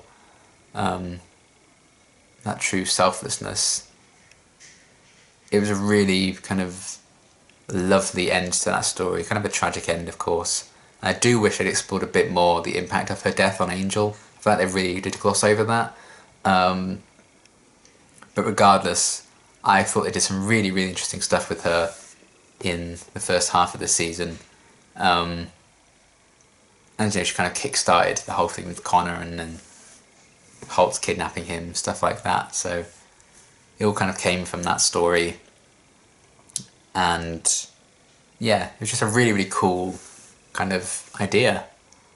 And a slight bit of redemption, I guess, for a character who often lost her way. She's a very tragic character, as we kind of saw, she was kind of dying. I think it was syphilis or something she was dying of, and then the mask kind of turned her, and it all kind of spiraled from there, and she did some horrible, awful things, but at the same time, I think she found her own kind of sense of peace in the end, and she felt love in a way she hadn't for so long, and perhaps never did, ever since she's been a vampire, and even before that. She didn't seem to have a very easy life without love, and she kind of discovered that, and she died for it, which actually is a very beautiful end to her character. So I really enjoyed what Darla brought to this season. Some really emotional kind of moments there, and I thought she did a great job. So yeah, that's Darla, and I did very much enjoy what they did with her, as sad and tragic as it kind of was. I think there was a bit of redemption there, and the fact that Darla, of all people, did something so selfless in the end, I think is actually very beautiful. So really enjoyed that. Then Lila. I love Lila. Easily her best season for me. Really just love seeing her be a bit wicked and a bit of a bitch. You just kind of need that character sometimes, and she just owns it. That's the thing. I like that she was kind of saying, I've kind of become this woman that I am now. I've kind of become this evil sort of woman, because it's kind of how I had to get ahead and get my foot in the door. Now that's kind of just who I am now. I really kind of like that idea that she just, not every villain role or whatever needs to have this really complex, tragic backstory. You need to see like every side of things, as interesting as that can be, and Angel does do that very well. And I kind of want to do that as a reactor at times. I think Lila just kind of has learned to enjoy being evil. And I like that. We don't need every character to have these complicated motivations at times. Sometimes people just like to stir the pot. And I think Lila was very much in that vein. At the start of the season, in that vision thing, what she was doing to Cordelia was awful. And then her getting involved in the whole Connor situation and being there, and he got kidnapped, and then trying to get Wesley on her side after everything kicked off, and trying to kind of lure him into an even darker path than one he was already on, and potentially succeeding at that. We don't really know yet.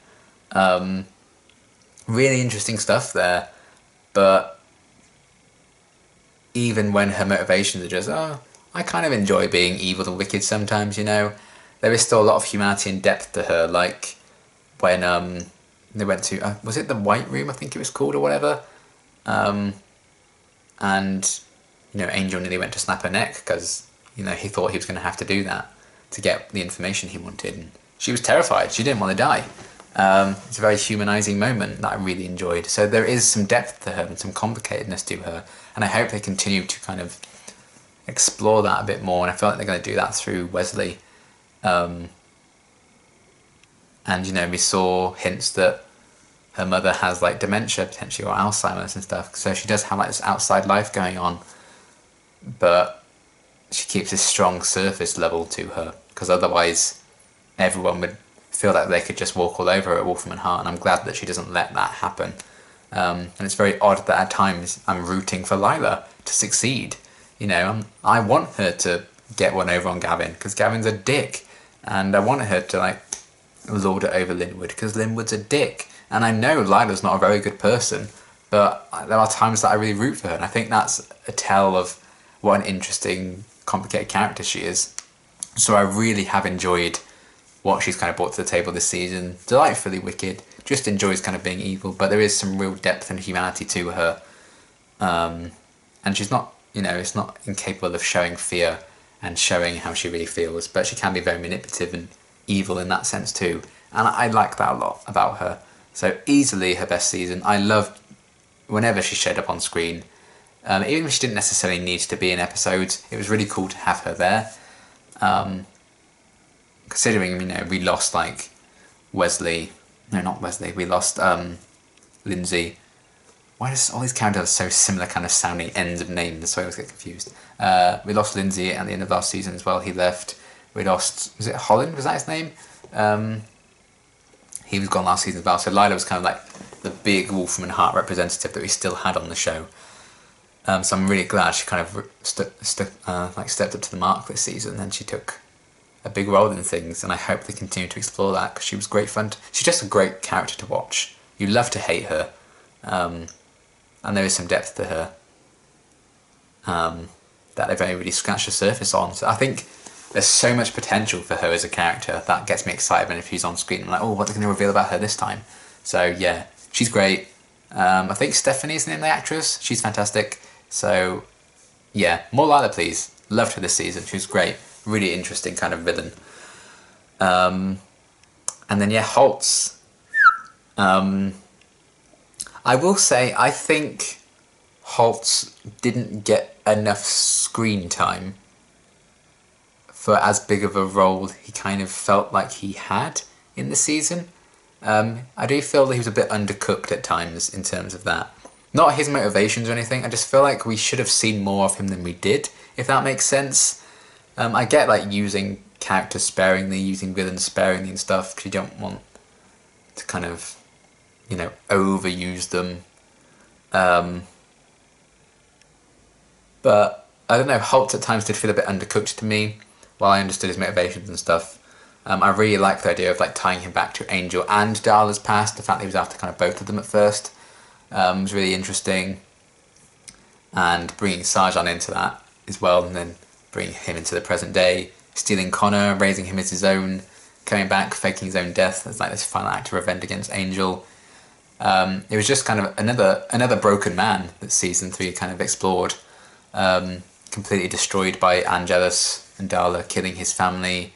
Then he kind of had to throw his vampire daughter out into the sun and kind of finish her off. Vampire daughter even. And then raise a new son as his own, kind of take Angel's son from him and raise him like that. This act of revenge kind of consumed him more than anything else. And he kind of dedicated his whole life to getting revenge on Angel, and died to get revenge on Angel, not even knowing if it was truly going to be successful. He was just so sure and so confident that this would hurt Angel in the long run. He was willing to die for it. Which I think does show how much Angelus hurt Holtz, and how deeply rooted Holtz's hatred was. And he was so blinded by it that he couldn't almost see how much Angel had changed. He was still so relentlessly pursuing Angel and wanting justice for his family. And you can kind of understand it, because Angel is still technically the guy who did all that to his family.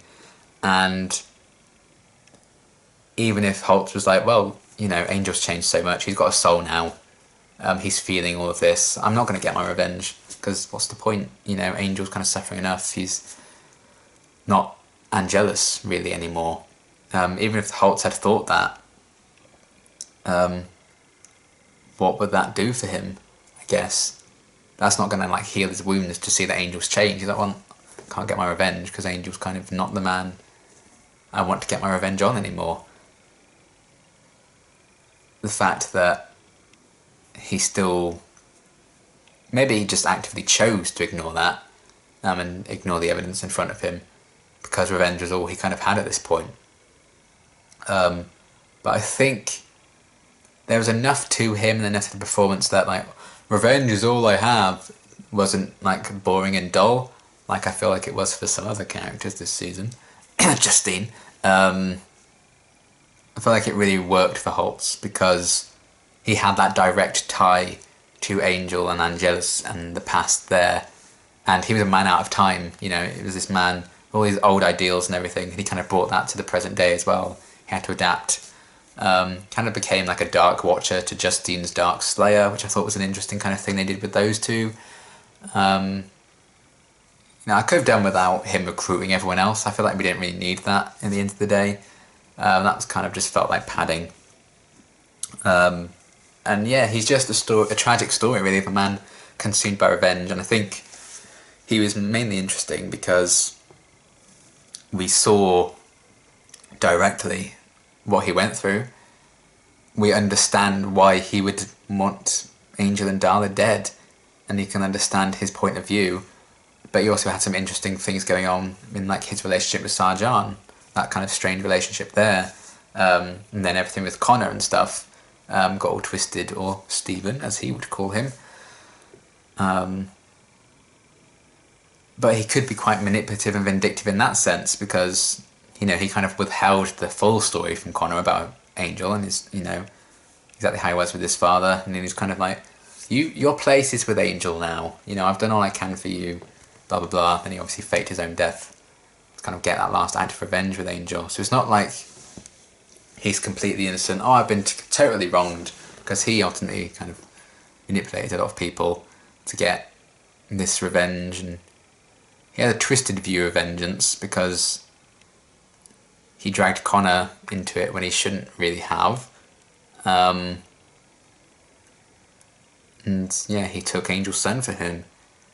And while he did like raise him and stuff and kept him alive, doesn't really excuse his actions there. And it's just a very complicated situation. I do think they did a great job of giving us a very complex kind of character who I can't even necessarily call a villain, because I completely get his side of things. I do think he went about some of it in the wrong way, and some of his actions were dead wrong, and he did manipulate things and twist things to kind of suit his own narrative of revenge. But at the end of the day, he saw his family all murdered. He had nothing left. He became like a man out of time in the pursuit of justice. He let it break him, and I think a lot of people would be consumed by that kind of vengeance. And I think we see that happen to real life people today as well. Just the idea of like justice, and just the sheer idea of not getting that justice, I think, would have driven him mad and driven him to do some horrendous things. And just that kind of fine line with Holtz, you know, getting Justine on side, like shoving her hand on a spike and being like, you know, if you're a good girl and just stay there with your hand on a spike, bleeding for a few hours, if you're still there when I get back, I will train you. Aren't you lucky? I think he was just completely broken by what Angelus and Darla did. And he's kind of, a monster of Angelus' own making, and Angel kind of had to live with the consequences of that. And it doesn't excuse some of Holtz's actions in the present day, but I think up to that point he was entirely justified. It was a very complicated situation. So I thought he made a very effective villain for the season. I always like it when they tie these kind of villains back to Angel's past, and it's kind of like something he's done. It just makes it infinitely more interesting to me than having a character like Justine. I lost my sister that we never met and had an attachment to, so why should I give a shit about you? And your quest for vengeance, when Holtz's quest for vengeance is infinitely more interesting. So yeah, Holtz was really great. I really enjoyed him as a character, even though he did kind of manipulate things near the end, with Connor and everything, faking his own death. Well, not faking his own death, faking the circumstances of his death, I should say, really, because he did die. And I think there's going to be some aftershocks there, so I don't think you can deny the impact he had, because he's really screwed up Angel's life quite significantly here, potentially irreparably. So in a way he did set out to do what he wanted to do, and he accomplished it. So wait and see if in the long run his plan's going to work out. But I do think he provided a very interesting kind of antagonistic relationship with Angel this season. Very complicated history. You can kind of see his side of things. You couldn't necessarily consider him a villain, I don't think. And yeah, another broken man season 3 kind of demonstrated and gave to us. So I really enjoyed Holtz this season a lot. I thought he was great. Then Justine, I go back and forth. She's okay. She's okay. She's not a bad character. It was just, maybe revenge is all some of us have left. I'm like, well, that's very one note, isn't it, Justine? I wish they kind of lent more into the Dark Slayer, Dark Watcher kind of parallel with her and Holtz. They tried to hint that she'd kind of fallen in love with Holtz, I feel like, on a few occasions. Kind of went nowhere. You know, the idea that Justine was like, oh, Holtz, hello Stephen, I'm Holtz, I'm your father. This, Justine, this is your mother. But then they just like abandoned Justine and went to the portal on their own anyway. That could have been interesting to see her be hurt by that, or to see her be like, go with them through the portal, be like a mother to Connor. That could have been a bit of an interesting thing for her to do. And then just, oh, a dead sister that the audience has never met. You know, they got killed by vampires, so now I'm going to kill this completely irrelevant vampire because this random guy told me to do so. It just wasn't like the most interesting story for me that I could get invested in, because her quest for revenge wasn't tied to anything I really cared about. I'm sure her sister was very nice, but revenge is all I have left. They already were doing that with Holtz this season, and it was infinitely more interesting, so why did we really need it? Other than for her to kind of slice Wesley's throat, I guess. I don't know. Maybe there'll be more to her. I think there could have been more explored with her when Holtz left and abandoned her, how that could have hurt her, but she just went straight back to being, oh, it's okay, you know, I'm still loyal to you. And I guess that can be realistic in a sense, because it did seem to be kind of like a toxic attraction she kind of had to Holtz in that sense, and she would literally do anything for him because she killed him on his request. So, I don't know, I just feel like there were so many opportunities to make her so much more fleshed out and interesting, and they never took any of the interesting roads, which is a shame, because it just ended up her being just there. Maybe she'll play a big role in maybe changing her mind and going back on the whole Connor thing, being like, okay, Holtz faked his death, well, faked the circumstances of his death. Maybe that's going to be how Connor finds out the truth and they get Angel out or whatever. She redeems herself in that sense. Maybe they're going to do some interesting stuff with her next season, I don't know. Really not sure, but they didn't just do enough with her. There's so much potential that they just never followed through with Justine's character as a whole. So she ended up being like just okay. The one moment I really liked of her was when she trapped Sarjan in the jar thing, when she came back and did that. That was badass. I really appreciate her for that. That was kind of the only thing of note I really liked about her this season. It was just a wasted potential of a character, I would say. But she was fine. She was there. And speaking of Sarjan, let's talk about him next. I really enjoyed him. I like that we kind of had a villain who could crack a few jokes, but also was serious. And had an interesting plot with like faking this prophecy and planting it in the past and stuff. I thought that was great. I felt the threat of him. He got shit done. He had this huge devastating impact on Angel's life by opening that portal that ultimately took Connor away from him. And he could still crack a few jokes and be a bit comedic and lighthearted at times, which I think some other villains for me in Buffy Season 6 didn't do, because he can have a kind of a jokey villain, have consequences and stuff, but we'll get there in the Buffy review. So yeah, I like that there was some lightheartedness to him and he could crack a few jokes. I really liked that a lot. And a very selfish motivation that he didn't want the prophesized son to kill him, so he kind of made up this prophecy, and it ended up being very, very fucking effective and destroyed Wesley's relationship with all of the people in his life, basically. At least the people that really should matter to him. So he had a huge impact in that sense. I wish they kind of explored him a bit more, I guess, because obviously once he was like sucked in the jar, that was kind of it for him. I wish there was a way to get a bit more of that, but what we saw of him I really liked. I enjoyed his dynamic with Lila in particular. They had a really nice thing. I wish they kind of explored that a bit more. And the strange relationship between him and Holtz was kind of cool as well. So yeah, he was just a very effective villain that I really felt the threat and power of, even though he did tend to crack a joke, and I thought he was quite funny in doing so. I think they got the balance just right with that character for me, and I really, really enjoyed Sarjan's kind of role in things. Even if I can never truly pronounce his name, I really liked his role, and I don't know if they'll ever kind of explore more from him, because he's kind of seemingly defeated. But for what he was kind of just there, I think, so they could kind of have Connor be taken away and come back as a teenager. It's kind of a means to an end in terms of that. But I think it was an interesting enough motivation because of the consequences of him making this fake prophecy and what it's done, kind of potentially irreversibly changing some characters and their relationships forever. So he had this huge impact. And yeah, just a really well-balanced villain, I would say. Well-balanced diet and a well-balanced villain.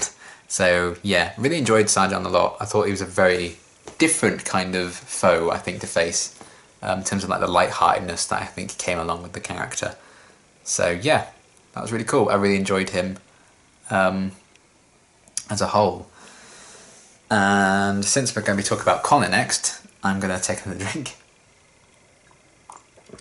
Because oh boy. Never in a million years did I think they were going to give Angel a son at any point, or a child at any point in the show. But fascinating kind of story. Baby Connor was adorable, and then obviously kidnapped, comes back as a moody teenager. He had a few moments when I was like, you little shit. But also, he must have had an awful upbringing in a hell dimension with Holtz, who was feeding him lies for like 16 years or whatever it was. 15, 16 years. And yeah,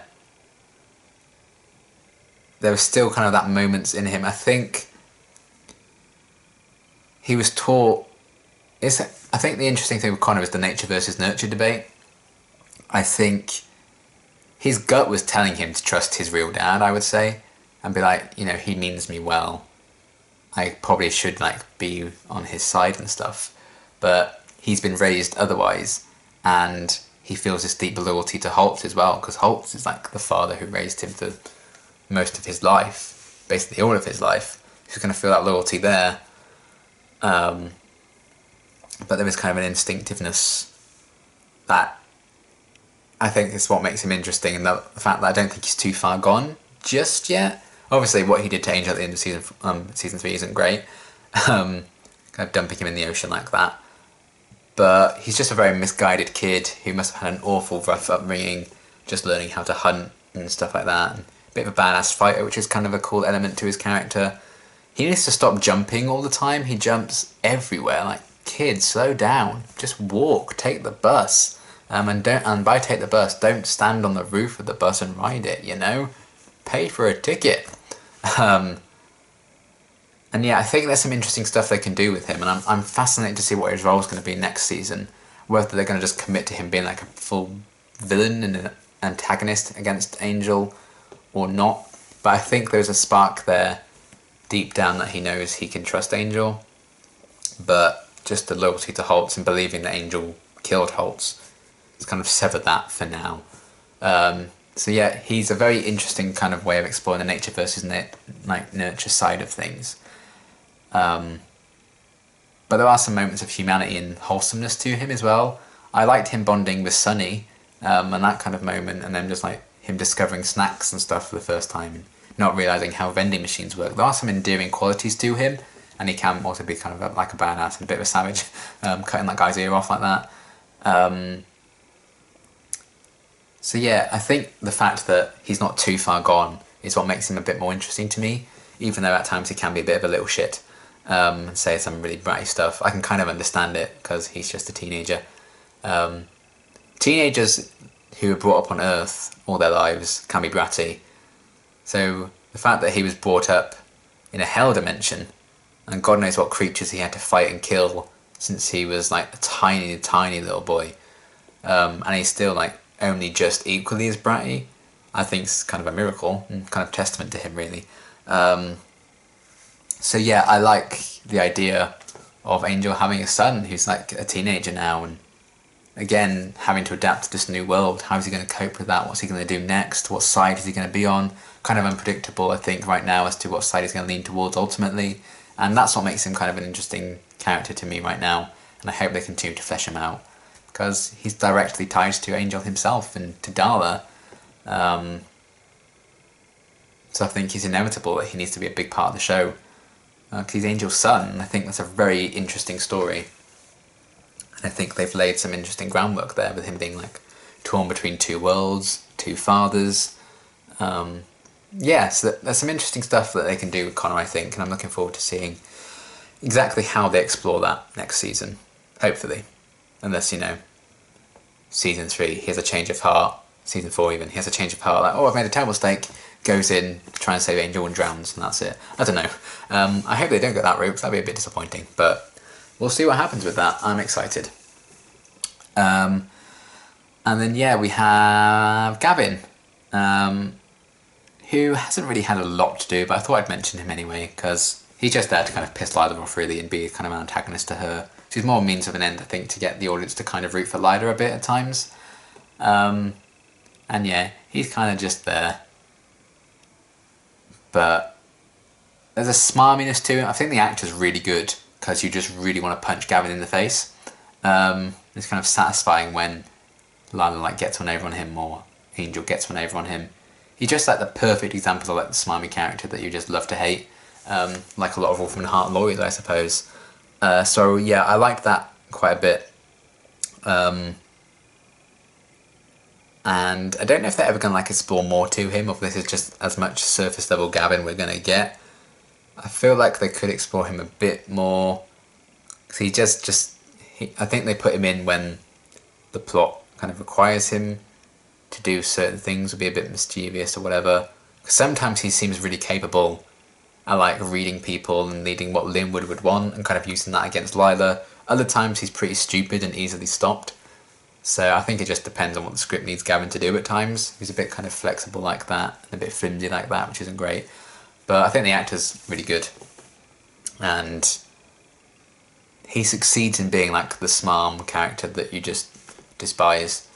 And yeah, he's just like a thorn in Lila's side, really, more than anything else. And I don't know if they ever really explore a bit more to that. Maybe he's just going to be one of those characters that you don't really get to know much of. He's just kind of there as a means to an end, which isn't necessarily a bad thing, because there's always going to be lots of characters that kind of need to be in the background, because you only have so much time to explore characters and stuff in shows. But I thought I'd give him a shout out anyway, because he does succeed for the most part at being the kind of guy you love to hate, and punch the air moments when he gets what's coming to him.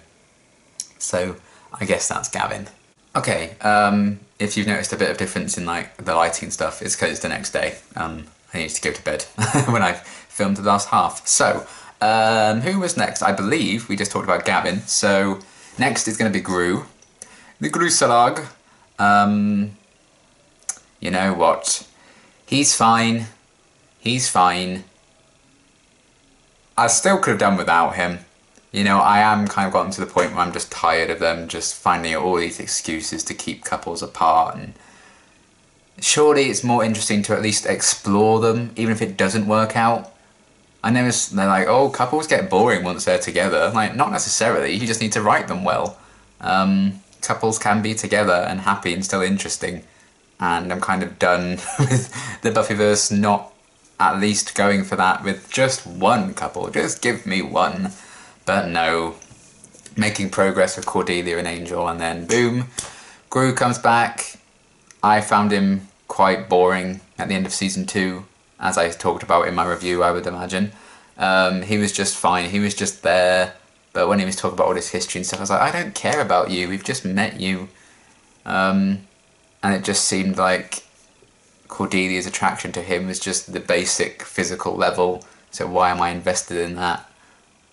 And they kind of went back to that instead of the more interesting thing that was going on with Angel and her. So that is, of course, I think going to create some kind of bias against Gru at the start, and especially when they brought him into it. literally made him kind of an angel clone when Cordelia gave him a makeover, and then got rid of him for 3 episodes, so they weren't even developing him. And I think that was at a disservice to the character in terms of that. Once he came back from that with Cordelia, and he was kind of realising that, you know, Cordelia's heart was really with Angel, and he was kind of taking it upon himself to make decisions about their lives together, and the fact that it wasn't going to work out, and the fact that he wasn't kind of oblivious to what was really happening with Cordelia's feelings for Angel.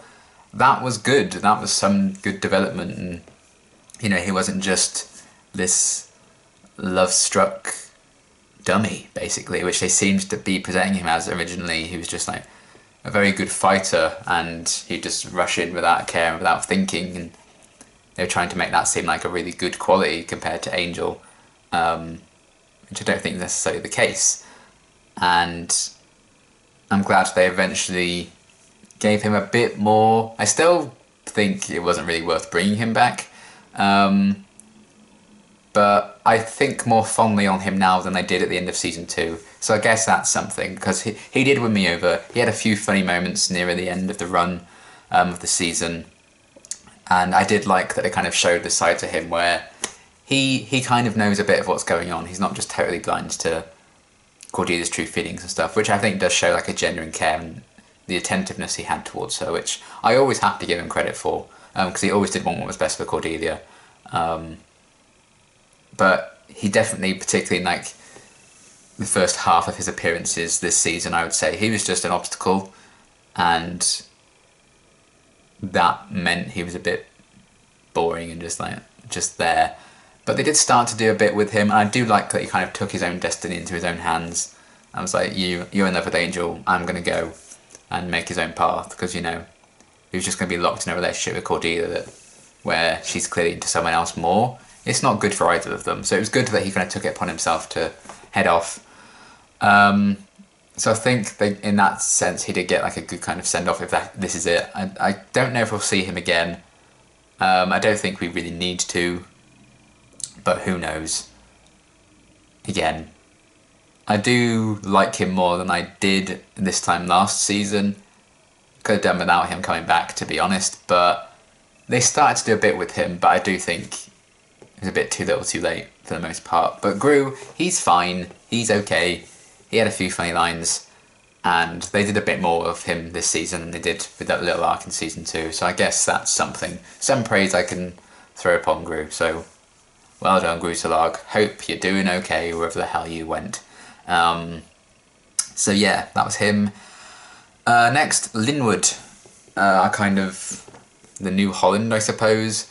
I don't think he's quite as captivating of a character as Holland was, but there is something about him that it's just like kind of the Gavin love to hate kind of thing, and I liked how vindictive he was. He couldn't let go of any grudges, which I enjoyed. And I think the character does work best once he's been set up as this guy you just want to like get put in his place. And we had that on a few occasions this season, like when Angel kind of tied him up and stuff like that, was dragging him around, when it seemed like Lila was going to like get some blood from him, but then she ended up just cutting herself in front of him because it was like a badass power move. I think that's when Linwood as a character like really can shine. And then we had a bit later on in the season with the whole Connor thing, he was like tracking him with helicopters and stuff. It's like, oh, I'll show him for making a fool of me. But he's just kind of another classic like head honcho Wolfram and Hart guy that you enjoy getting annoyed by and you enjoy hating. So in that sense, I think the character really succeeds. I don't know if we're going to get more explanation to like a backstory for him or anything. I don't think we necessarily need it for a character like Linwood, but I think the actor does a really good job. And you kind of, I guess you need someone in that higher ranking position, because otherwise it's just unrealistic for like higher ups to never be seen or get involved in the action, you know. It's not like Lila's like right at the top of Wolfram and Hart or anything, so it makes sense that superiors are going to get involved in stuff, especially when it comes to Angel, because that's kind of a big deal for Wolfram and Hart. So you kind of need those characters to be in there, and I think the fact that we have a decent enough character in Linwood is a good thing for that story. It's not someone I absolutely detest seeing and be like, oh, you don't need to be here. It's not the case with Linwood, so I think that's the praise I can give towards that character. So yeah, he's okay, he's fine. And then Skip, we saw very briefly. I love the design of Skip. That's another thing I really enjoyed about season 3 was their designs for the demons. They had quite a lot of range of different like demon designs. I thought they all looked really cool and unique and interesting. So big kind of props to the costume and makeup kind of departments in the Buffyverse, because they've always done a really good job. But I feel like this season in particular had a lot of really cool and interesting designs, very different kind of designs as well, like the CG slug creatures from the Pryce and stuff. There's a bit of like range there, a bit of diverse looking creatures, which I really appreciated. It just makes the world feel a bit bigger, I think. So that was all cool, and Skip was a nice example of that. Again, there was kind of a humanity to him. I thought the actor did a good job with that, considering how he looks and his appearance and stuff. It looks like a giant kind of insect, almost kind of bug thing, but there does seem to be like a good heart to him and some humanity to him that I think is... It's a difficult balance, I would say, because if you just have someone looking like a weird, like made-up demon makeup-y thing, and they just like talk like and act like a normal person, I think you have the danger of being like, well, that is just someone in a costume. That just looks like a mascot. But with Skip, that's not really the case, because there's just something about, I think, the actor's performance and Skip's role in like the grand scheme of things, and you know what he kind of represents, and how he acts as like a guide for Cordelia on several occasions and allowed her to ascend at the end, and he kind of speaks for the powers that be. There's a bit more substance to that. So it's not just like, oh, this is clearly just a man in a costume. Even though we know it is, there is kind of a depth there that I think the actor can really achieve in a nice way. So I really like Skip. He has a few kind of funny lines. I like the idea of him kind of being the bridge between like Cordelia and the powers and the higher beings and all that kind of thing. And him being the mentor for her in Birthday, kind of the guiding light for her in that decision making, and saying, you know, this is the life you could have, and trying to make it clear to her exactly how things kind of are going to go down, and explain to her how it works. He clearly has a lot of respect for what he does, and for Cordelia as well. And even when, I believe he was guarding Billy, I think, in that vision thing, I think it was him there as well. So we met him quite fairly on this season, and his interactions with Angel and stuff there were quite cool. I don't think they got on quite as well as him and Cordelia seem to, but that's fair. People don't get along with everyone, so yeah, I really like Skip, I like the design. I think the actor brings something that really makes the character work. I like his role in things, what he represents. I don't know if we're going to get a bit more of that. I imagine we must see a bit more of him if the Cordelia thing continues to be explored. So I don't think she's just like gone from the show. I'd be very angry if she is. So maybe we'll see a bit more of that. But I like that idea of like what Skip's job is, and that I just think it's nice to have like more of a friendly-ish demon every now and again. And Skip definitely fits that bill, so I really like him. And speaking of like the friendlier demons, I wanted to briefly give a shout out to Merle, who I'm still very, very angry that he was killed off, and even more angry that it was like Geo who was responsible for his death, because Geo sucks. Merle was one of my favourite kind of supporting good demon characters. Long suffering, the poor guy, after like Angel torturing him for information and stuff, when he played with it, just giving it to you. There was, I don't know, it was again something about the actor, I think, really brought a lot of character to Merle, even though we really didn't see him that often and we didn't get a lot from the character per se. But I just, again, really nice design. I like that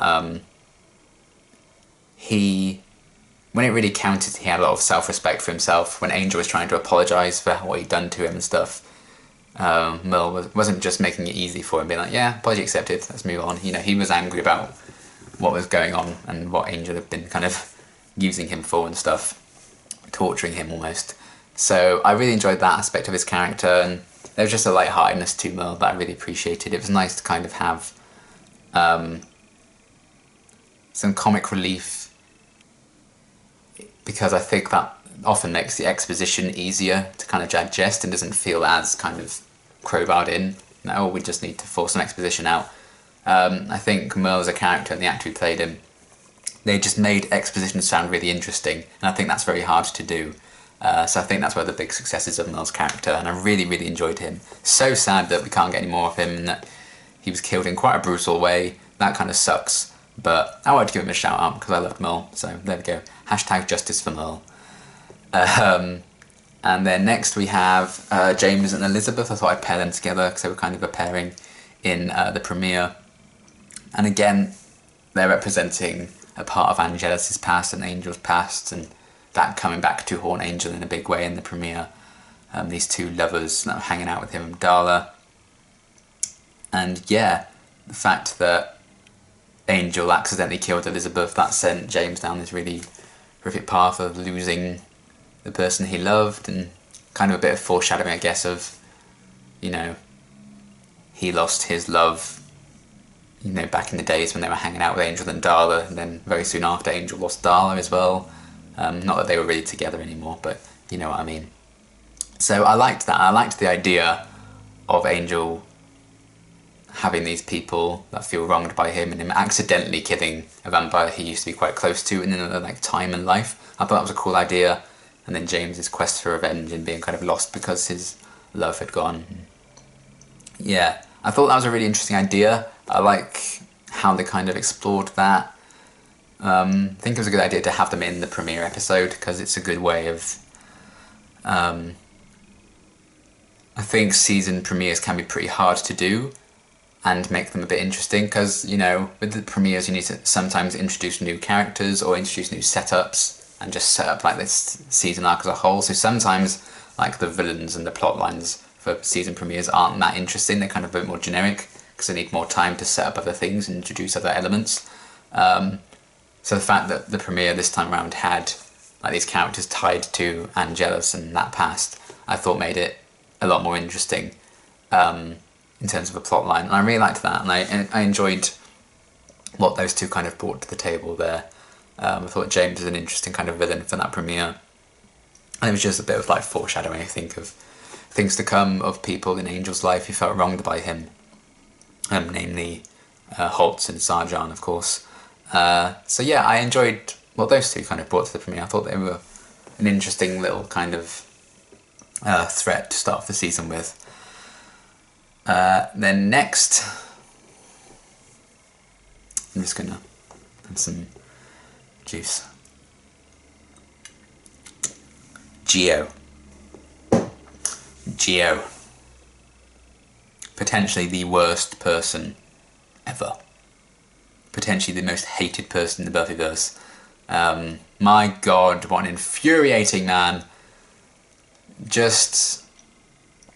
how is it possible for someone to be so like wrong about everything? And just so irritating at everything they did. It was just his attitude. Those kind of people just rub me the wrong way. They're the ones who'd be like, no, I'm absolutely right. And even if there was loads of evidence saying that they were wrong and proving them wrong, they'd just be like, no, that's rubbish, I'm right. Like stepping up, thinking he was just so super cool and smart. Like, oh, hey gun, you suck, ha ha ha, I'm the best person in the world because I just took the piss out of you, ha ha ha. Oh my god, shut up. My god, I could have watched that scene of him dying again and again and again. That sounds horrible, but it's true. He was infuriating, but I think that was the point of him. That's what they wanted Geo to make the audience feel like. So they absolutely succeeded in that, because my god, what trash that man was. But I did kind of like what he represented in terms of Gunn's character as kind of an antagonist for him, and it was kind of forcing him to choose between these two worlds that he was torn between, you know, which side should he fall on, which group should he spend the more time with. So he's a good catalyst for that. And I think the idea of him kind of rallying up these people to target demons that hadn't even necessarily done anything wrong, they were just killing them because they were demons, kind of punishing them for things they hadn't done yet, was interesting. Because I think it speaks a lot to some aspects of the world today, so it's still kind of very timely in that sense, which is a shame, but it makes it for an interesting kind of plot line. And I like how you could compare that to like later on in the season with Holtz trying to punish Angel for a crime he had committed but also hadn't, because he's not Angelus anymore. You kind of compare that and see how this season kind of presents you lots of different situations of people trying to justify getting revenge on creatures and people and whatever, and just the differences there and how tentative a subject it can be. So in that respect, I think Gio is actually a very successful character, but my god was he hot trash and infuriating, and I'm glad he's dead. I cannot even express how insane he drove me in that episode. He made me so angry. He was just so smug, and I was like, shut up.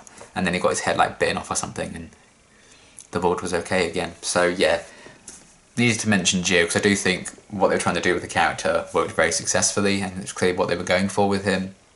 But my god, did I hate that man. Okay. I've expelled my venom for a little bit, so I'm good. And I thought it makes sense to talk about two wholesome characters after Gio. So Roger and Trish, I want to talk about Fred's parents.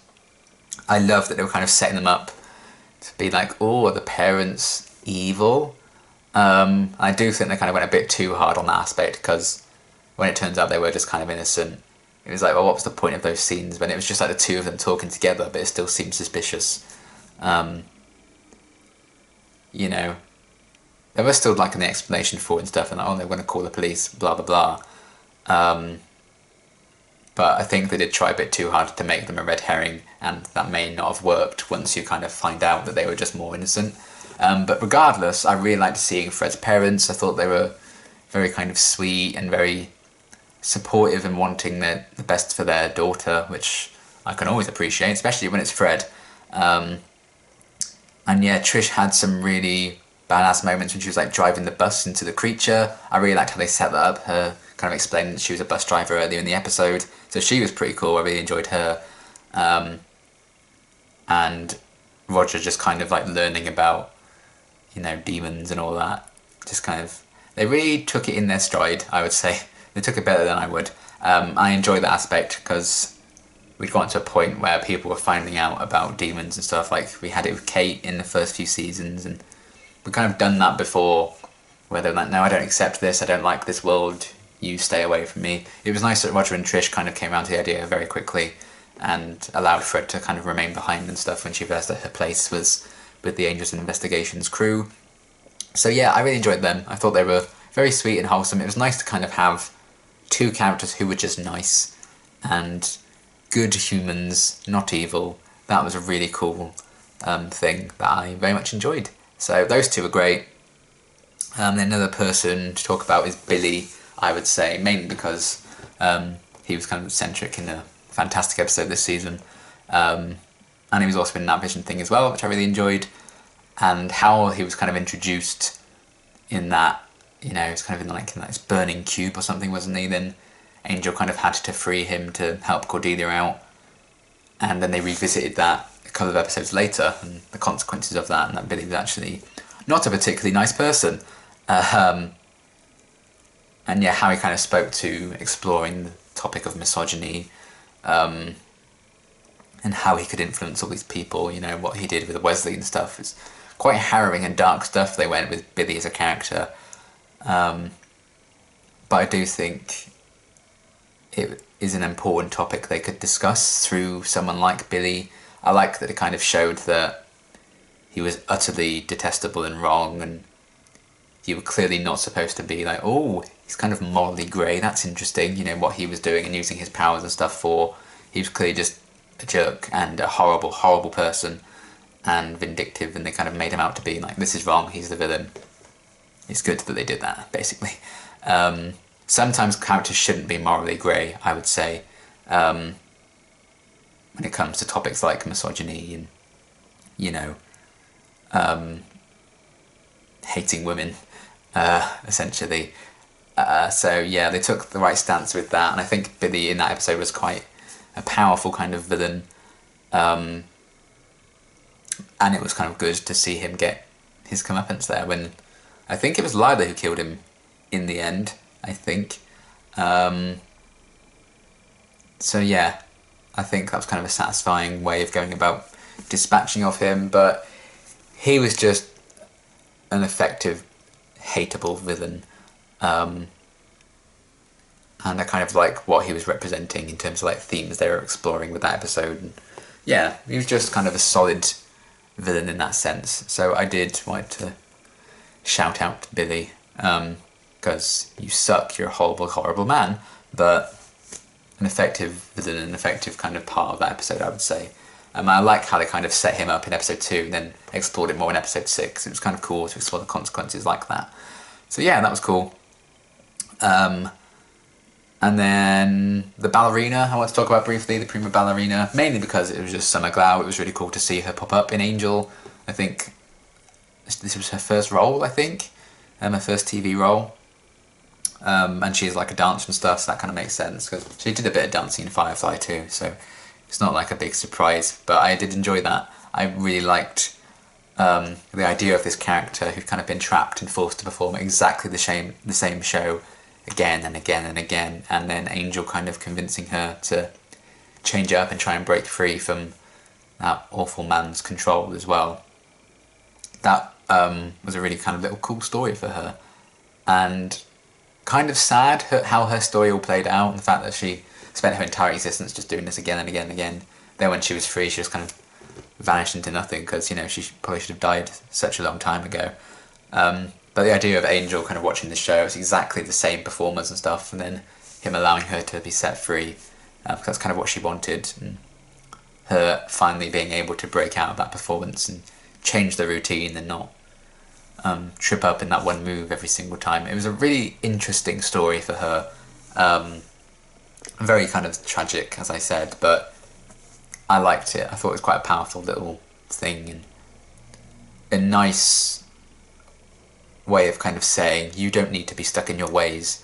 You can grow and change. You can escape from any bleak situation one day. And it was kind of, even though it kind of ended in a sad note with her like fading away, I think it was a very hopeful story.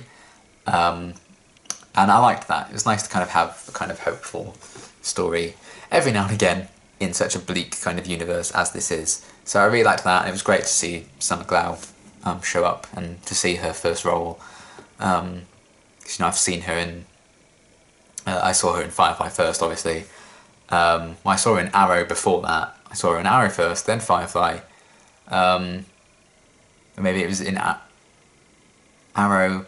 Then I think I saw a Big Bang Theory episode she was in, just randomly. Then I think it was Firefly. Obviously Serenity as well. Then I saw her in this. Then I saw her in Dollhouse. So I've seen quite a few things she's done now, which is pretty cool.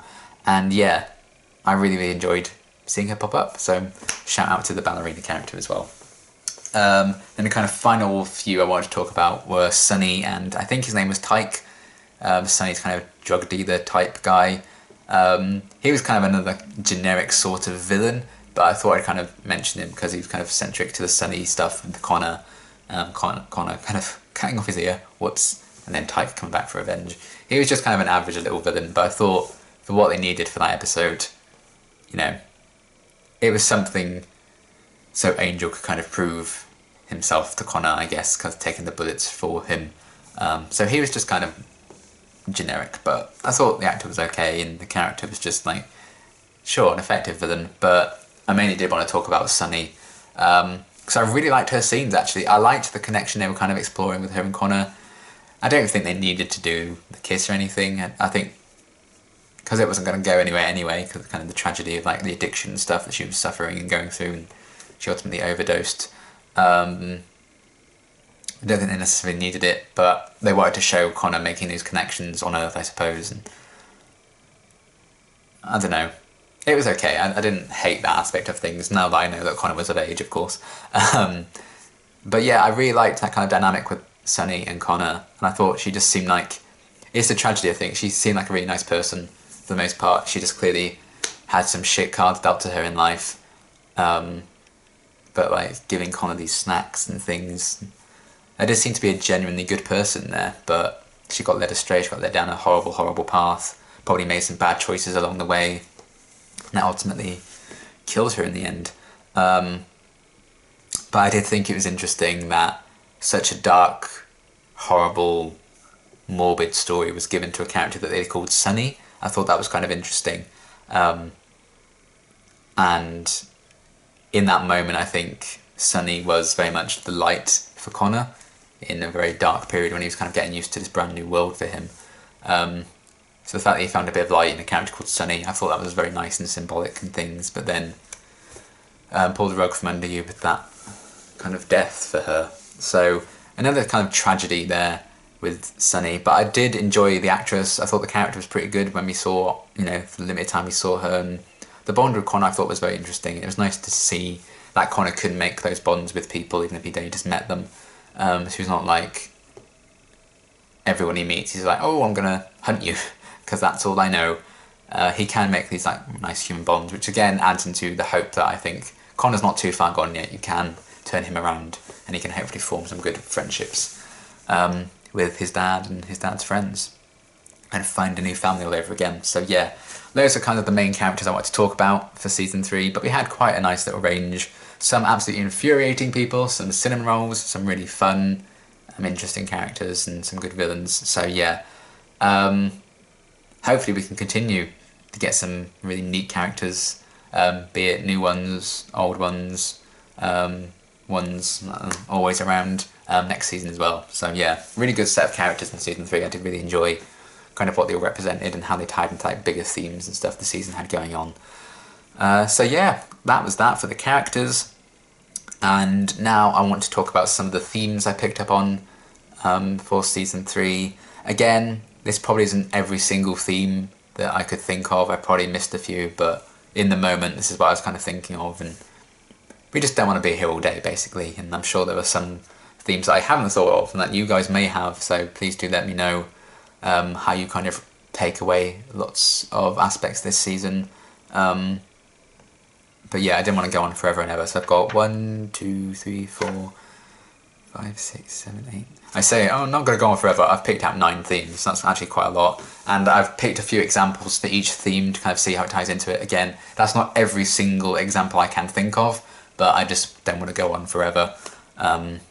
Because we all have things to do. I still have another Buffy review to do yet. So I just thought a few key examples would make a bit more sense. And I think the theme of like redemption and stuff is big in Angel, so just take that as a given. I would say we know the examples of redemption with Angel's ongoing quest and stuff, always trying to make amends for what he's doing, and even the Holtz thing can help with that, because he didn't want to like kill Holtz or anything until things really escalated, stuff like that. For Connor's sake, he didn't want to kill him. He's trying to redeem himself, trying to make himself better. So redemption's obviously a big theme, but that's not one of the ones I'd like had written down. But the first one I want to talk about is like revenge. I think that's a big one, and also along with that, the justification for revenge, whether or not there's enough of it. Because I think that was an interesting kind of thing that I had already spoken about a bit earlier. Because sometimes revenge is justified, I would say. Sometimes it necessarily isn't. Sometimes it's not good or healthy for you to get that revenge. Sometimes if you feel like you've gotten it, and you like kill the person who wronged you or whatever, it doesn't necessarily make the pain go away. So I thought that was a big part of this season. And a main example is obviously Holtz trying to get revenge against Angel and Darla for their crimes as Angelus and Darla. And in that sense, I think it was kind of justified, but how he went about it maybe necessarily didn't, win me over. Him losing his family and everything was awful. I can understand him hating those two for that. And even if Angel is got, he has a soul now, he's a different man, I can still understand why Holtz wouldn't want to see past that. Because I need to get my revenge. And I can't accept that you're not the man that killed my family anymore. Because then I can't really get the vengeance that I really want. But then obviously taking Connor, kind of feeding him not all the truth, I would say. Then, organising his death with Justine to frame Angel. It's like, well, you kind of lost me there, Holtz. I don't think you should have done that. So that's a big example. Sarjan trying to get kind of revenge against Angel and Connor because it would seem Connor would one day kill him, so he made up this false prophecy. Again, you can't really justify that because he just invented this and it was preventing something that hadn't happened yet. So in a similar sense to Geo, and the gang kind of killing all these demons that they saw, even if they hadn't necessarily done anything wrong, and they were provably like good, kind demons, they still killed them anyway. Kind of like a prejudice kind of thing, and an act of revenge, or a hate crime really, in terms of that. I can't really justify that. Similar sense to that, and that was another example I had, was Geo going after those demons and stuff. So a similar kind of vein with Sarjan, because he was a bit of a dick, so it makes sense that Connor would take him out, but he tried to prevent that, and that caused a lot of hassle, so there's revenge for that, and I'm sure Angel would probably want revenge against Sarjan as well. And who knows if he'll truly get it now Sarjan's in a jar. And then yeah, we also, another big one is Angel and Wesley, of course. Wesley giving Connor over to Holt, Angel trying to kill Wesley and get revenge for him in that sense, kind of avenging the loss of his child, saying he'll never forgive Wesley, he's a dead man. And the sense of, should he give up that quest for revenge and that kind of bloodthirstiness he felt for Wesley, you know, does he still want to kill him? Would he try and kill him if he ever sees him in person again? It's an interesting kind of thing there. And again, you can understand why Angel's so angry at Wesley, because he kind of lost his son, and then when Connor came back, you know, he still lost the chance to raise his son in that sense, and he probably will never have a chance to have another child. So Wesley did take a lot from him in that sense, but Wesley had his own reasons for doing it, so very complicated situation there, but you can kind of get why Angel would want some revenge there. Then James getting revenge on Angel for Elizabeth's death, that's kind of another big deal. Justine wanting revenge against like vampires and demons of all kinds for the death of her sister, and that ultimately got her involved with Holtz and stuff. Sam, I think was his name, Jeffrey Dean Morgan in Provider, he kind of wanted revenge for like his buddy's death, his friend's death, so he was kind of going after all these vampires and stuff and trying to rope Angel into that, for that kind of quest for vengeance. I didn't talk about Sam in like the character bit, but I enjoyed seeing Jeffrey Dean Morgan in this season too. And then Connor going after Angel, kind of trying to get revenge for Holtz's death, even though he doesn't realise that wasn't Angel who actually killed Holtz, and Justine getting involved with all that as well. So that's another kind of big thing, and the justification for that is Connor's kind of being manipulated, so he's not really getting revenge, because Holtz and Justine kind of planned it together, so, you know, Angel doesn't deserve that punishment for that. Many other things, yes, of course, but not that. So that's another big deal there. And also Linwood, when Angel seemed to like torture him and stuff, information to kind of perform this ritual on Sarjan and stuff, and then Linwood was like, I'll show them for making a fool of me, helicopters attack. So another kind of example of that revenge and justifying it or not there. How far can you go to justify revenge before it consumes you? So that's a big deal this season. Another key theme I would say is love. One big aspect is of course Angel and Darla's love for their son. Connor potentially trying to love in return and fighting that feeling of love and affection I think he was feeling for Angel, trying to push away from that. Because he also felt love for Holtz, of course. And Holtz grew to care for Connor in his own way too and loved his son in that way. And Darla's kind of act of sacrifice in the name of love for her son was quite nice.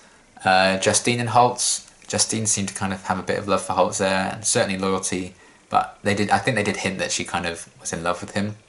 So that kind of ties into that, and the whole love between Holtz and Connor too. Then Wesley, Fred, Gunn, that kind of love triangle going on there kind of feeds into that theme as well. Ultimately more so with Fred and Gunn because they are in love with each other. Wesley kind of loves Fred, but it wasn't reciprocated. So that's another big thing there. We kind of know how that mess all kind of went down.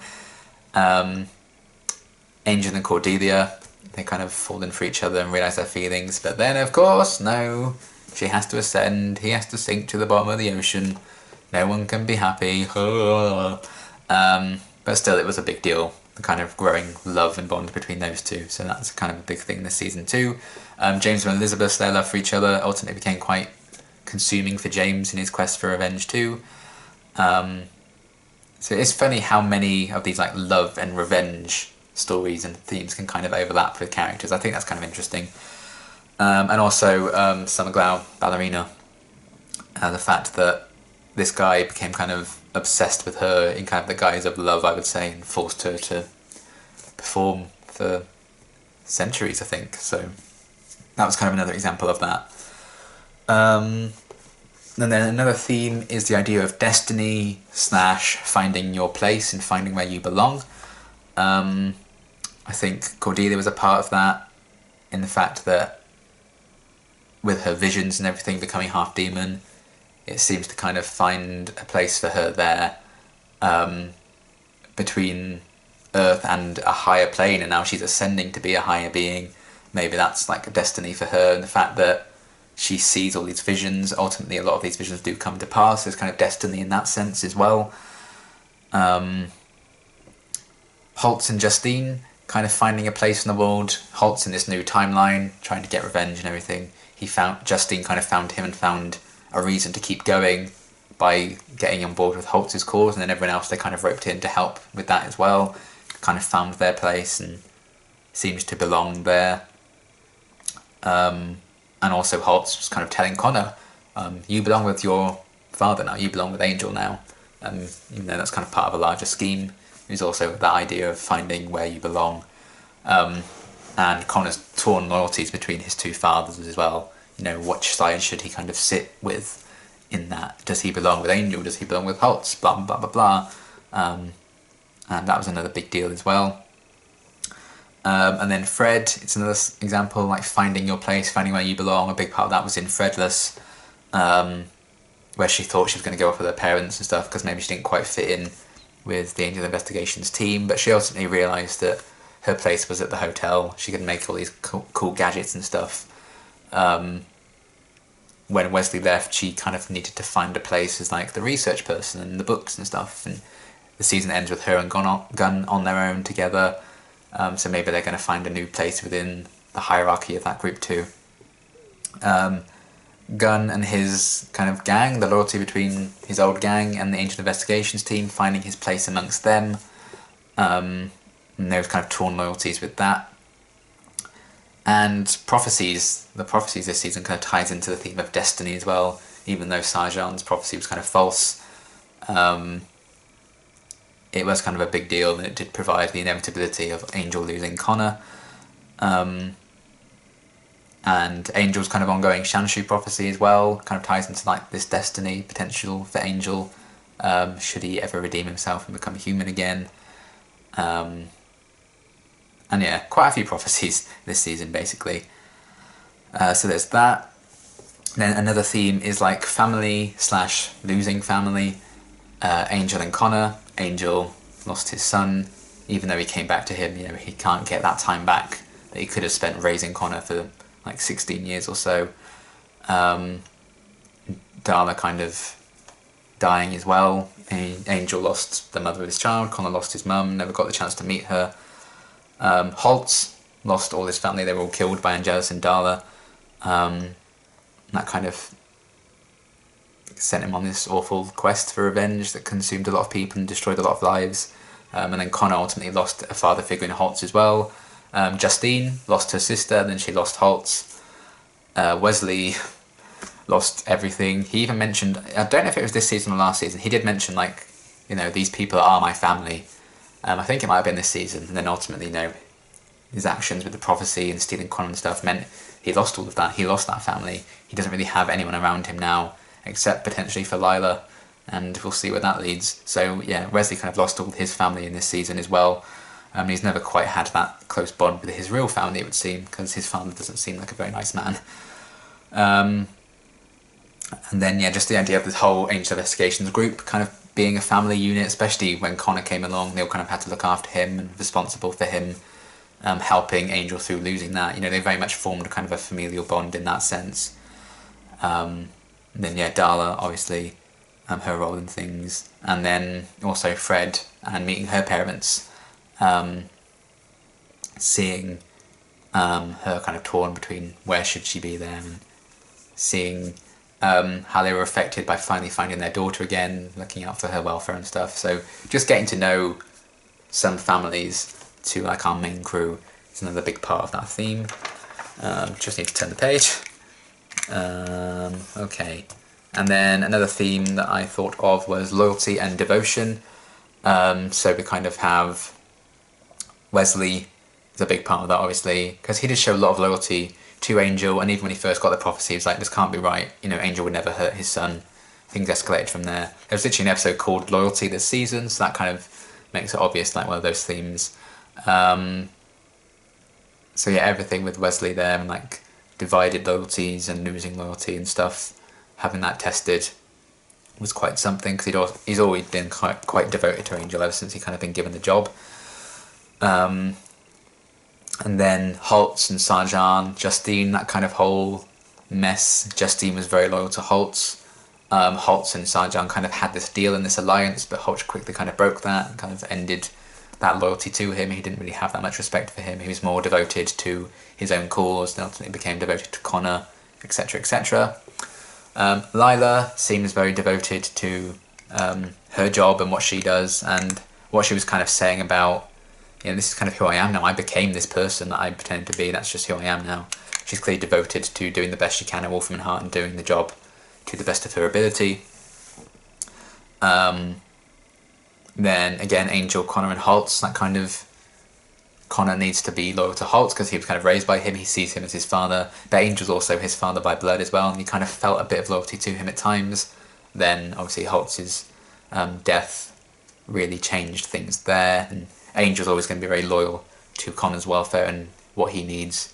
As we saw in that final scene, it was like, son, I forgive you, you know, it's going to be fine. And Holtz was very loyal to Connor as well and devoted to him. Gunn and his torn loyalty between the Angel Investigations crew and his old gang, that was kind of another big deal as well. As I've spoken about a lot with Gunn, I quite like his loyalty and his devotion to people. Even if he can't be friends with Angel, I think he's still very loyal to him in that sense, so that was another big sign of that. And then the kind of Cordelia, Angel and Gruselag love triangle as well. Gru was obviously very loyal and devoted to Cordelia, so was Angel. Cordelia was kind of saying, you know, Angel's my priority, she's very devoted to him. That led to Gru's decision to leave. So that's another example of that kind of loyalty and devotion theme. Another one is like the idea of sacrifice and paying the price for your actions, or, you know, losing something in that sense, sacrificing something. Darla, her sacrifice, she gave her life to ensure that Connor would live. She kind of paid the price for her actions in that sense. Wesley paying the price, sacrificing his relationships with all these people that were really close to him because of what he ultimately ended up doing. And then Holtz's death, he was kind of sacrificing himself to try and frame Angel, paying the price with that, with his death. What else? The slugs. You know, there was an episode called The Price, and they had to pay the price for trying to perform that ritual on Sarjan, and that kind of brought these weird demony things through. So there's that example as well. Angel losing Connor, he kind of had to pay the price for his past actions with Holtz and everything, because all of that led to Connor ultimately being taken away. Gunn's soul, the fact that he traded it for a truck, he was paying the price there, sacrificing his soul and the future that he didn't think he'd ever actually have, and then that came back to kind of bite him in the end.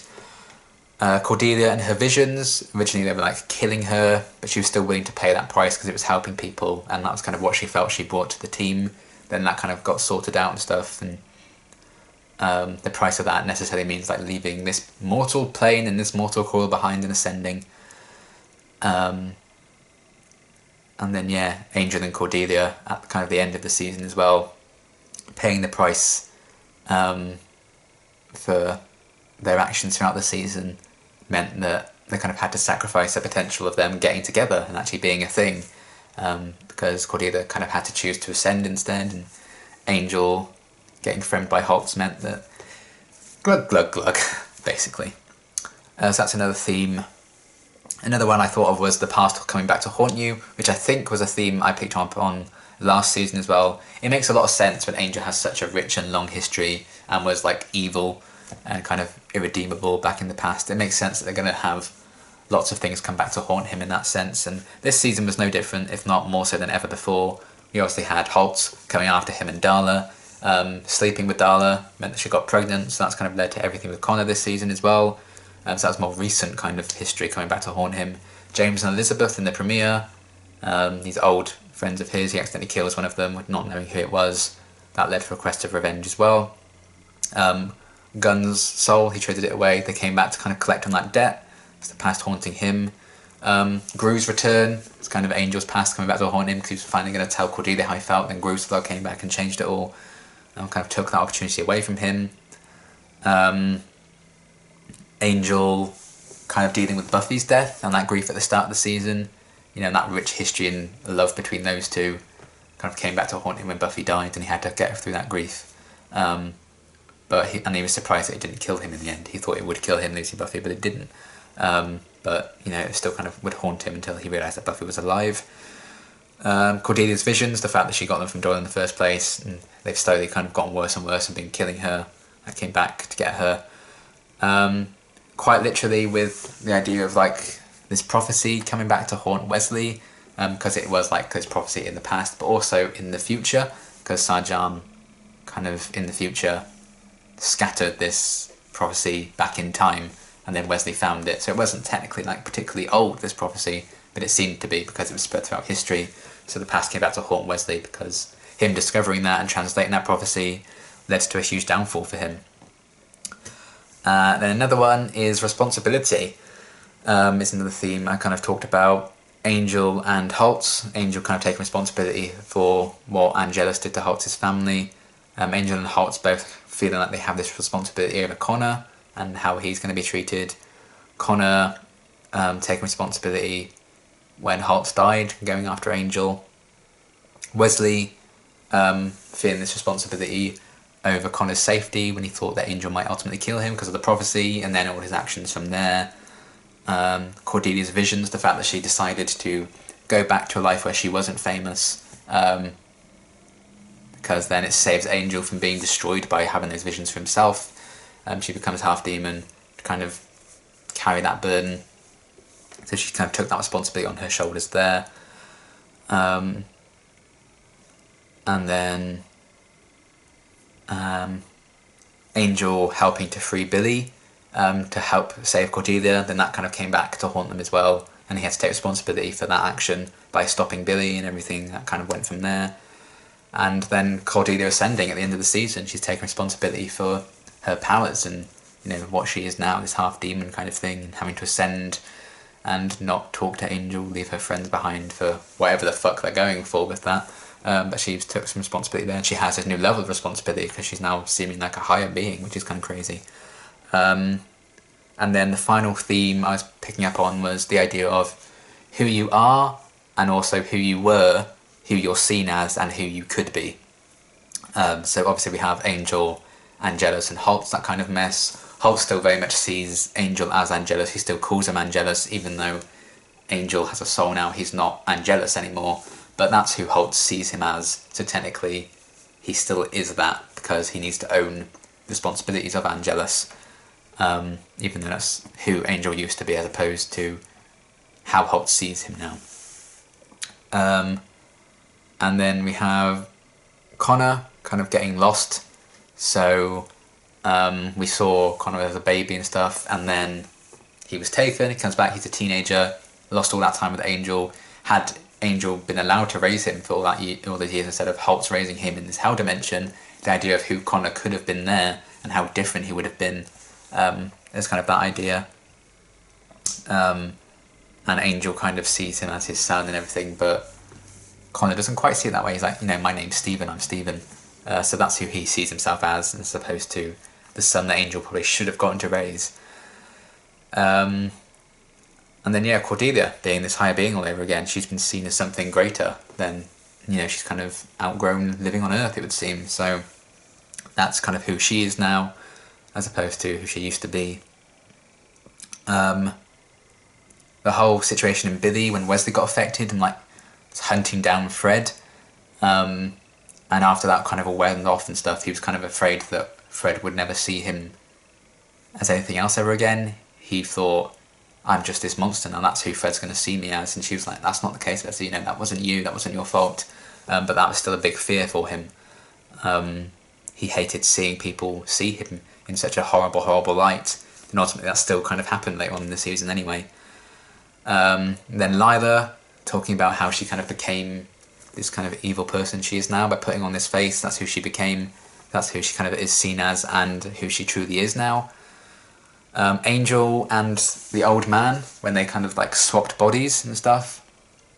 So even though Angel was in this old man's body and stuff, even though technically he's an old man, you know, some people couldn't see past that. Some people just thought he was still this old man, and people for a time thought that this old man in Angel's body was still just Angel, particularly Lila, because she nearly slept with him.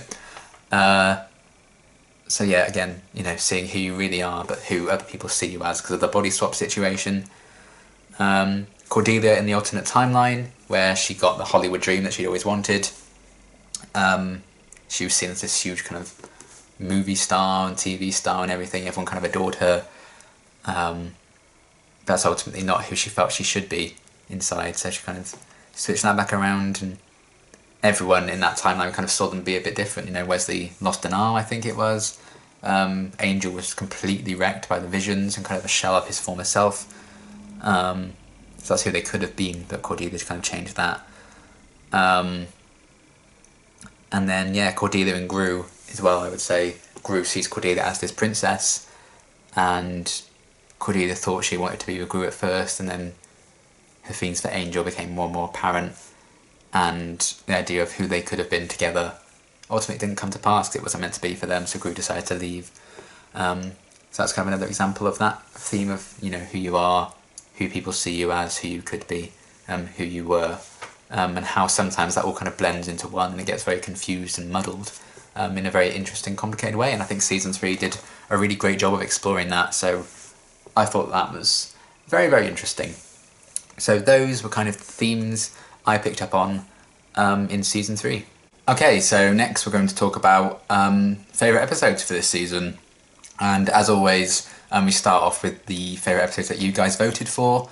And yeah, thank you to everyone who voted on my post in the community tab. There was like over 100 votes, I think, in the end, so, or 100 people voting, so thank you so much for all your engagement. If you haven't seen that, apologies, it's a bit too late now, but I am going to be editing and uploading this as soon as I record it. So at the time of recording, I still haven't counted the votes for the Buffy poll yet. So if you haven't seen that, and you want to vote for your favourite Buffy episodes for season 6, check out the community tab on my channel, and you can still get your votes in before I count them. So I won't be doing that probably until tomorrow. So enjoy that.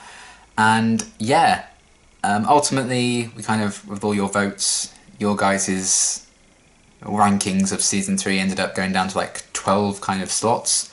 And I know I get a few questions like, well, why do you always do it? And it's like, joint 12th is all of these episodes, and oh, joint 11th is all of these episodes, because really that's not how it should really work when you rank them. So if you have like 5 episodes at like joint 12th or whatever, then you should really be going to like, oh, then in ninth place, ninth place, I can't speak, because it's all like joined up. But I just think it's a bit more simpler to understand when it's like 22 episodes and multiple episodes in the same ranking. You just do it like 12, 11, 10, instead of like skipping numbers, even though it makes more sense to do that, and that's how it's traditionally done when people, like, things get the same amount of votes, you know? I just think it's a bit simpler to understand, at least for me. So regardless of that, let's get into your guys' votes, because joint 12th, surprising no one, I would say Carpe Noctem is right at the bottom here, along with Offspring, Dad, Provider, and Couplet. They all got no votes. I think, you know, Offspring and Dad are kind of the surprises there, I would say, because they're solid episodes. But I think it is testament to season 3 and the fact there are so many good episodes, and I do ask that you only vote for 3, because otherwise it would take me a very long time to go through them. As it stands, it takes me about an hour to go through all the votes and stuff to make sure I've got them all right. So if I had like you all go for 5 episodes each, it would take God knows how much longer. So that's kind of why I limit it to 3, and if people put more than 3 down, I just skip that comment, I just don't count it. So yeah, I think that's why episodes like Offspring and Dad, while they are good episodes, I think a lot of people do like those episodes. It's just there are so many good ones and you can only vote for 3, they kind of get left in the lurch, which I think is fair. So they got no votes. Then in 11th, we have That Old Gang of Mine, Double or Nothing, and Benediction, which all got 1 vote. 10th is That Vision Thing, Loyalty, The Price, and A New World. They've got 2 votes. 9th is Heartthrob and Quickening. They got 3 votes. Then 8th is Tomorrow. They got 5 votes. 7th place is Threadless, which got 16 votes. So quite a big jump there. We're clearly getting into like the really favourite episodes of the season there. And then 6th is Forgiving, which is 22 votes. 5th place, top 5, was Billy, 25 votes. 4th is Birthday, which got 31 votes. 3rd place is Sleep Tight, which got 40 votes. 2nd place is Waiting in the Wings, which got 51 votes. And then absolutely smashing it, 1st place was Lullaby, which got 59 votes. So yeah, that's that. Lullaby, infinitely your favourite from what all you guys voted for this season, which I think's fair. And Waiting in the Wings a close second. So yeah, your top 5, some really, really great episodes there. Sort of matches up to mine. I think we have, yeah, 4 out of 5 of the ones in your top 5 match mine. I've just got the orders a bit different to mine, and obviously I have one of those episodes isn't in my top 5. Very close though. So yeah, my top 5. I knew what was my favourite episode easily. That did not bother me at all. Finding and working out how to rank the rest I found very difficult. But I came up with something in the end. Birthday very nearly made the top 5. It was very nearly probably like 5th place, but it just missed out. So that's kind of my honourable mention, I would say, Birthday, because I really enjoyed that episode. It's kind of a celebration of Cordelia Chase, which I adored. So yeah, that was probably my honourable mention for this season. But my top 5, this is kind of funny really, because you guys voted for this as number 1, but 5th place for me is Lullaby. I think for me, the episode really got going in like the last 10 minutes, and like the emotion behind Darla's sacrifice and stuff really made that episode. I think everything leading up to it was good and interesting, but I just think some more episodes this season I enjoyed, like I was really, really into right from the get-go throughout the entire 40 minutes. I didn't quite get that with Lullaby, even though it's still a very, very good episode. Some really good stuff there. That's why it's a bit lower down for me, but that ending with Darla sacrificing herself, really, really sad, but a very beautiful scene and beautiful end to that character. And that whole kind of moment in an alleyway in the rain. Some of Angel's best scenes seem to take place in alleyways in the rain, it would seem. And yeah, just that whole episode, you know, there's a lot of tension there. Things are really starting to escalate with Holtz being back in the present day and stuff. That whole reveal with him coming back was really cool. And him ultimately deciding to let Angel go at the end there. I'm like, ooh, I will get my revenge, just you wait. So yeah, a very kind of shocking but emotional ending there. But what they were doing throughout with like Darla weighing up, like, I'm going to hate this kid when it's born. I don't want that to happen. Her kind of final words to Angel and everything. Really, really powerful and emotional episode with that one. So definitely worthy of the top 5, I would say, for me. Then number 4 is Threadless for me, which was number 7 for you guys. Just missed out on like top 6 for you guys. I don't think it's much of a surprise that this is in the top 5 for me, because we know how much I love Fred, and to get a Fred like centric episode was so good. To meet her family was great. To really address the fact that she seemed a bit out of place with the rest of the group. She just hadn't found where she belonged. She nearly went back with her parents, but then she realised that her place was in Angel Investigations. So good. I really liked meeting Fred's parents, and the fact that they weren't actually evil was great. Some really badass moments with Fred's mum running over that monstery thing with the bus, and the designs of those creatures were kind of gross in a nice way. Just a really nice kind of character study on Fred, and how, you know, her time in Pilot had to really affect her, and she kind of found some closure, I think, on that experience and what she went through in Pilot for all those years. And everyone kind of really grouping around her and kind of realising how much they'd grown attached to her as well after she like seemingly had left. It was a really nice moment to see her come back, and then them all in the final scene kind of help paint over her walls and all her drawings and stuff.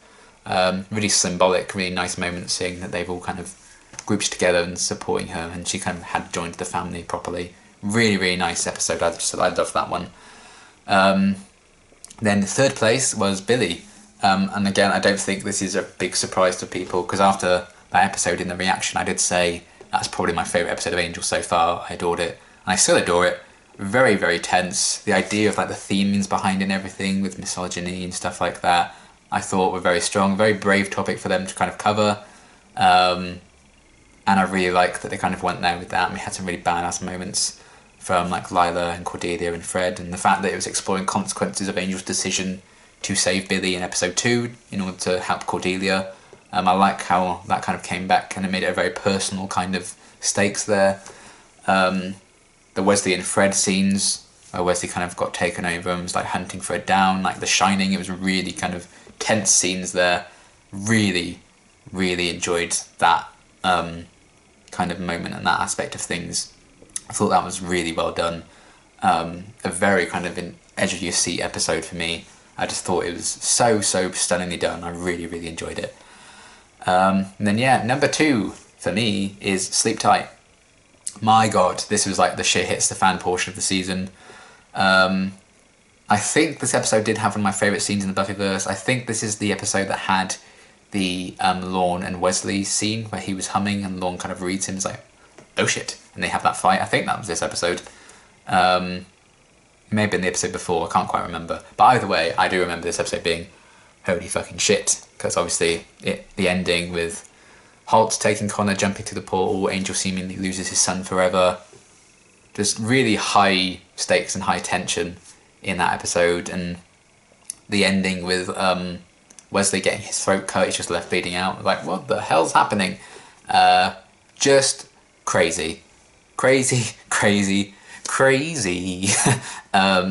quote Fred and her beautiful song. It was just a very intense episode, having Holtz and Justine in one corner, Angel trying to get after Connor as well, Wesley taking Connor away from finding out what Wesley was trying to do. Then we had Lila and Wolfram and Hart also trying to get on their hands on Connor, and that big final confrontation where Sarjan turns up and opens the portal. It's just kind of nuts. All of these separate kind of people who are after Angel, suddenly it all came together and it cost Angel his son, and it was really, really heartbreaking. Angel just like crying out for Connor at the end of the episode. Just really brutal way of kind of a brutal way of ending it. But my goodness, it was a very brave move, obviously, to then just have this child seemingly lost forever in a hell dimension. And yeah, it really tested, I think, Angel, and we just saw him at his lowest, I think, and the show was very brave to pull Angel down so much, you know. So it was just kind of a crazy shit hit the fan episode, and I really, really loved it. Very tense and crazy. And then number 1, I don't think this will really surprise people based on my reaction either, but number 1 for me, very close to number 1 for you guys as well, it's Waiting in the Wings. Forgiving was also nearly in my top 5. It was really that and Birthday just missed out, particularly for the ending of Forgiving. You know, again, it was still a very good episode, but I think the ending is what everyone remembers from that episode, so I'm like, well, I want to judge episodes as a whole. And Waiting in the Wings, I was on board from the start. The idea of them all going to like the opera together, all getting dressed up and stuff, I just loved that. Them talking about all these different relationship things with like Angel and Cordelia, and what Lorne was kind of saying to Angel about that. Then obviously we had the whole Wesley Fred Gunn thing going on there. They added layers to Gunn's character when he really got into the opera. Really was enjoying it. It's like, we're going to miss the end. I really loved that. And then him and Fred getting together. Felt bad for Wesley, but you know, it's sort of an end of that love triangle, and I don't want love triangles dragged out for too long. And then the whole stuff with like Cordelia and Angel getting possessed by those ghosts, it provided a lot of comedy, but it also was very true to the growing bond between those two characters, and I really enjoyed that. The idea of like the show being exactly the same one that Angel saw years ago when he was Angelus, and he cried even though he was without a soul there. And you know, Summer Glau dancing the same thing again and again and again. Those really creepy like theatre mask smiling laughing kind of creatures that they had to fight. Really, really cool creepy designs. I loved those, and just the whole idea behind the plot that they had to kind of foil in that episode. Really, really great stuff. And yes, the ending's fucking frustrating with Gru coming back, but I think this is like a key episode that shows how invested I truly am in this show and these characters and these relationships, and the fact that I was so intensely pissed off at that ending. So yeah, Joss Whedon written, directed episode. Not really surprising, it's my favourite of the season. Holy shit, loved it. Really, really up there with one of my favourite episodes of Angel. By far, easily top 3, I would say, in the entire show. I was just on board right from the start. It just got every single thing that I wanted. Some really nice character development and slow burn in the first like 10 minutes as they were getting ready to go out together. Then some nice relationship character building stuff as well, and a really interesting kind of threat and concept there. And a frustrating ending. But yeah, Waiting in the Wings, easily my favourite episode of the season. I adored it. So yeah, that is my top 5 episodes of season 3. Let me know what yours are in the comments. So yeah, cracking stuff. What a season. There are many, many great episodes this season, which is always a good thing, because I like getting excited to talk about things that I love, and I loved a lot about this season of Angel, as you probably have been able to tell with me talking about my thoughts so far. And yeah, time to wrap this up, I say. God knows how long I've been talking for. Congratulations for getting this far. Have a cookie. I cannot provide the cookies, unfortunately, but buy some for yourself and eat them, because well done. So yeah, the final little bit, as always for these reviews, is me providing some predictions for next season. So my predictions for season 4, I've got 6 predictions.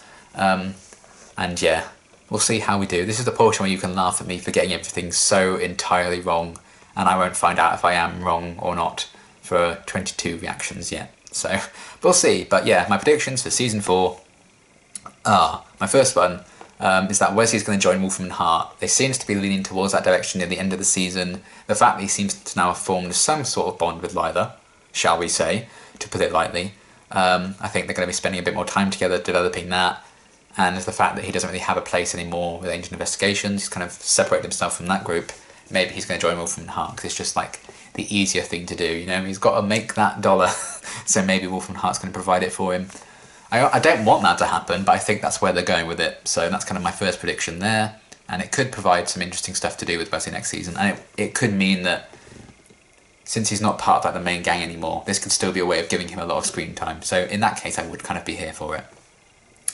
And then yeah, my second prediction, kind of echoing on and latching on to this last one, is that the Wesley and Lila dynamic is going to be explored further. Obviously, they slept together at the end of last season. He did have this savage beat down for her,